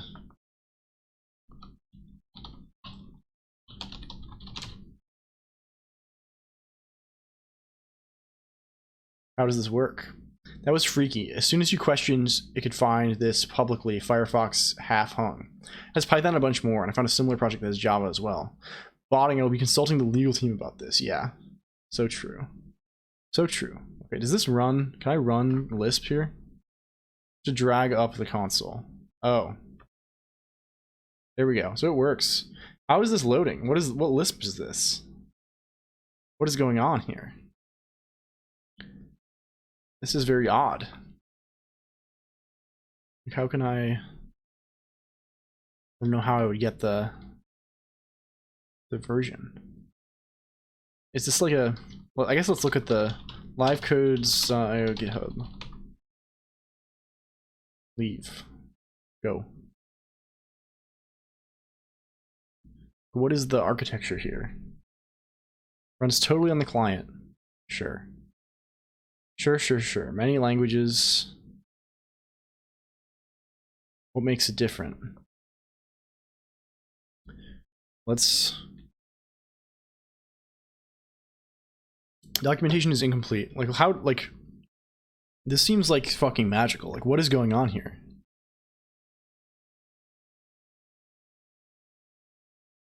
Can we see languages? Like what is the Lisp implementation here?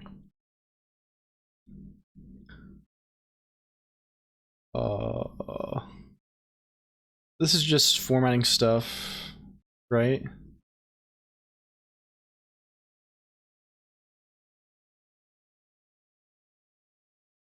Oh, just it is using a JavaScript common Lisp implementation. What? That's fucking bonkers. That is pretty bonkers. This is pretty cool. I have to say. They just have JSCL Lisp. Yeah, this is very ambitious.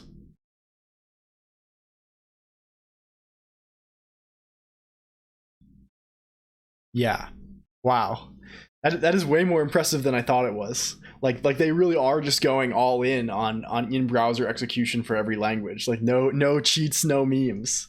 Final destination. Holy fuck. That's kind of wild. I don't even know what to think about that. Jeez Louise. Ugh. Cool. All right. I think that's, you know what? maybe we're gonna call it. I do have to work tomorrow, unlike our usual streams. We've been going for 3 hours. It's kind of a nice little impromptu. Does anyone have anyone who would like to raid? Who are we raiding into here? How do we? I think we gotta find somebody. Thank you so much for showing up, Alto PT. Appreciate that. Notice we're 3 hours in. We have a different crew. Xenia is live. We can raid Xenia. The Linux tag on you're always going for the Linux raids. Moon Pie Dumplings. We gotta see who do we could search Linux tag. That's true. That is true. You know who we raid? We raid Mordecai. He's doing software dev and he raids me all the time. I never get a chance to raid him back. Let's do that. He's doing some Unity stuff. I don't think he's a Linux guy, but he's a dev person. Let's do that. We gotta pay it forward to Mordecai_dev. All right. He's a Windows heathen. I don't know if he's a Windows heathen, but he's a cool cat. I might stream now. Very cool stream. Yeah, let me know if you stream. I guess I'll swing by. I'll be looking out. Hope you had fun, and thanks for coming by. Let's do Mordecai Dev. Start rage. There we go. There we go. Oh boy, we got a lot of people. Holy shit. Okay, cool. Well, thanks everybody. I gotta move over to OBS to make sure I can shut the thing down. I know Mordecai. Yeah, Mordecai's cool. Mordecai is doing like crazy shit. All right. Click in the raid. See you later.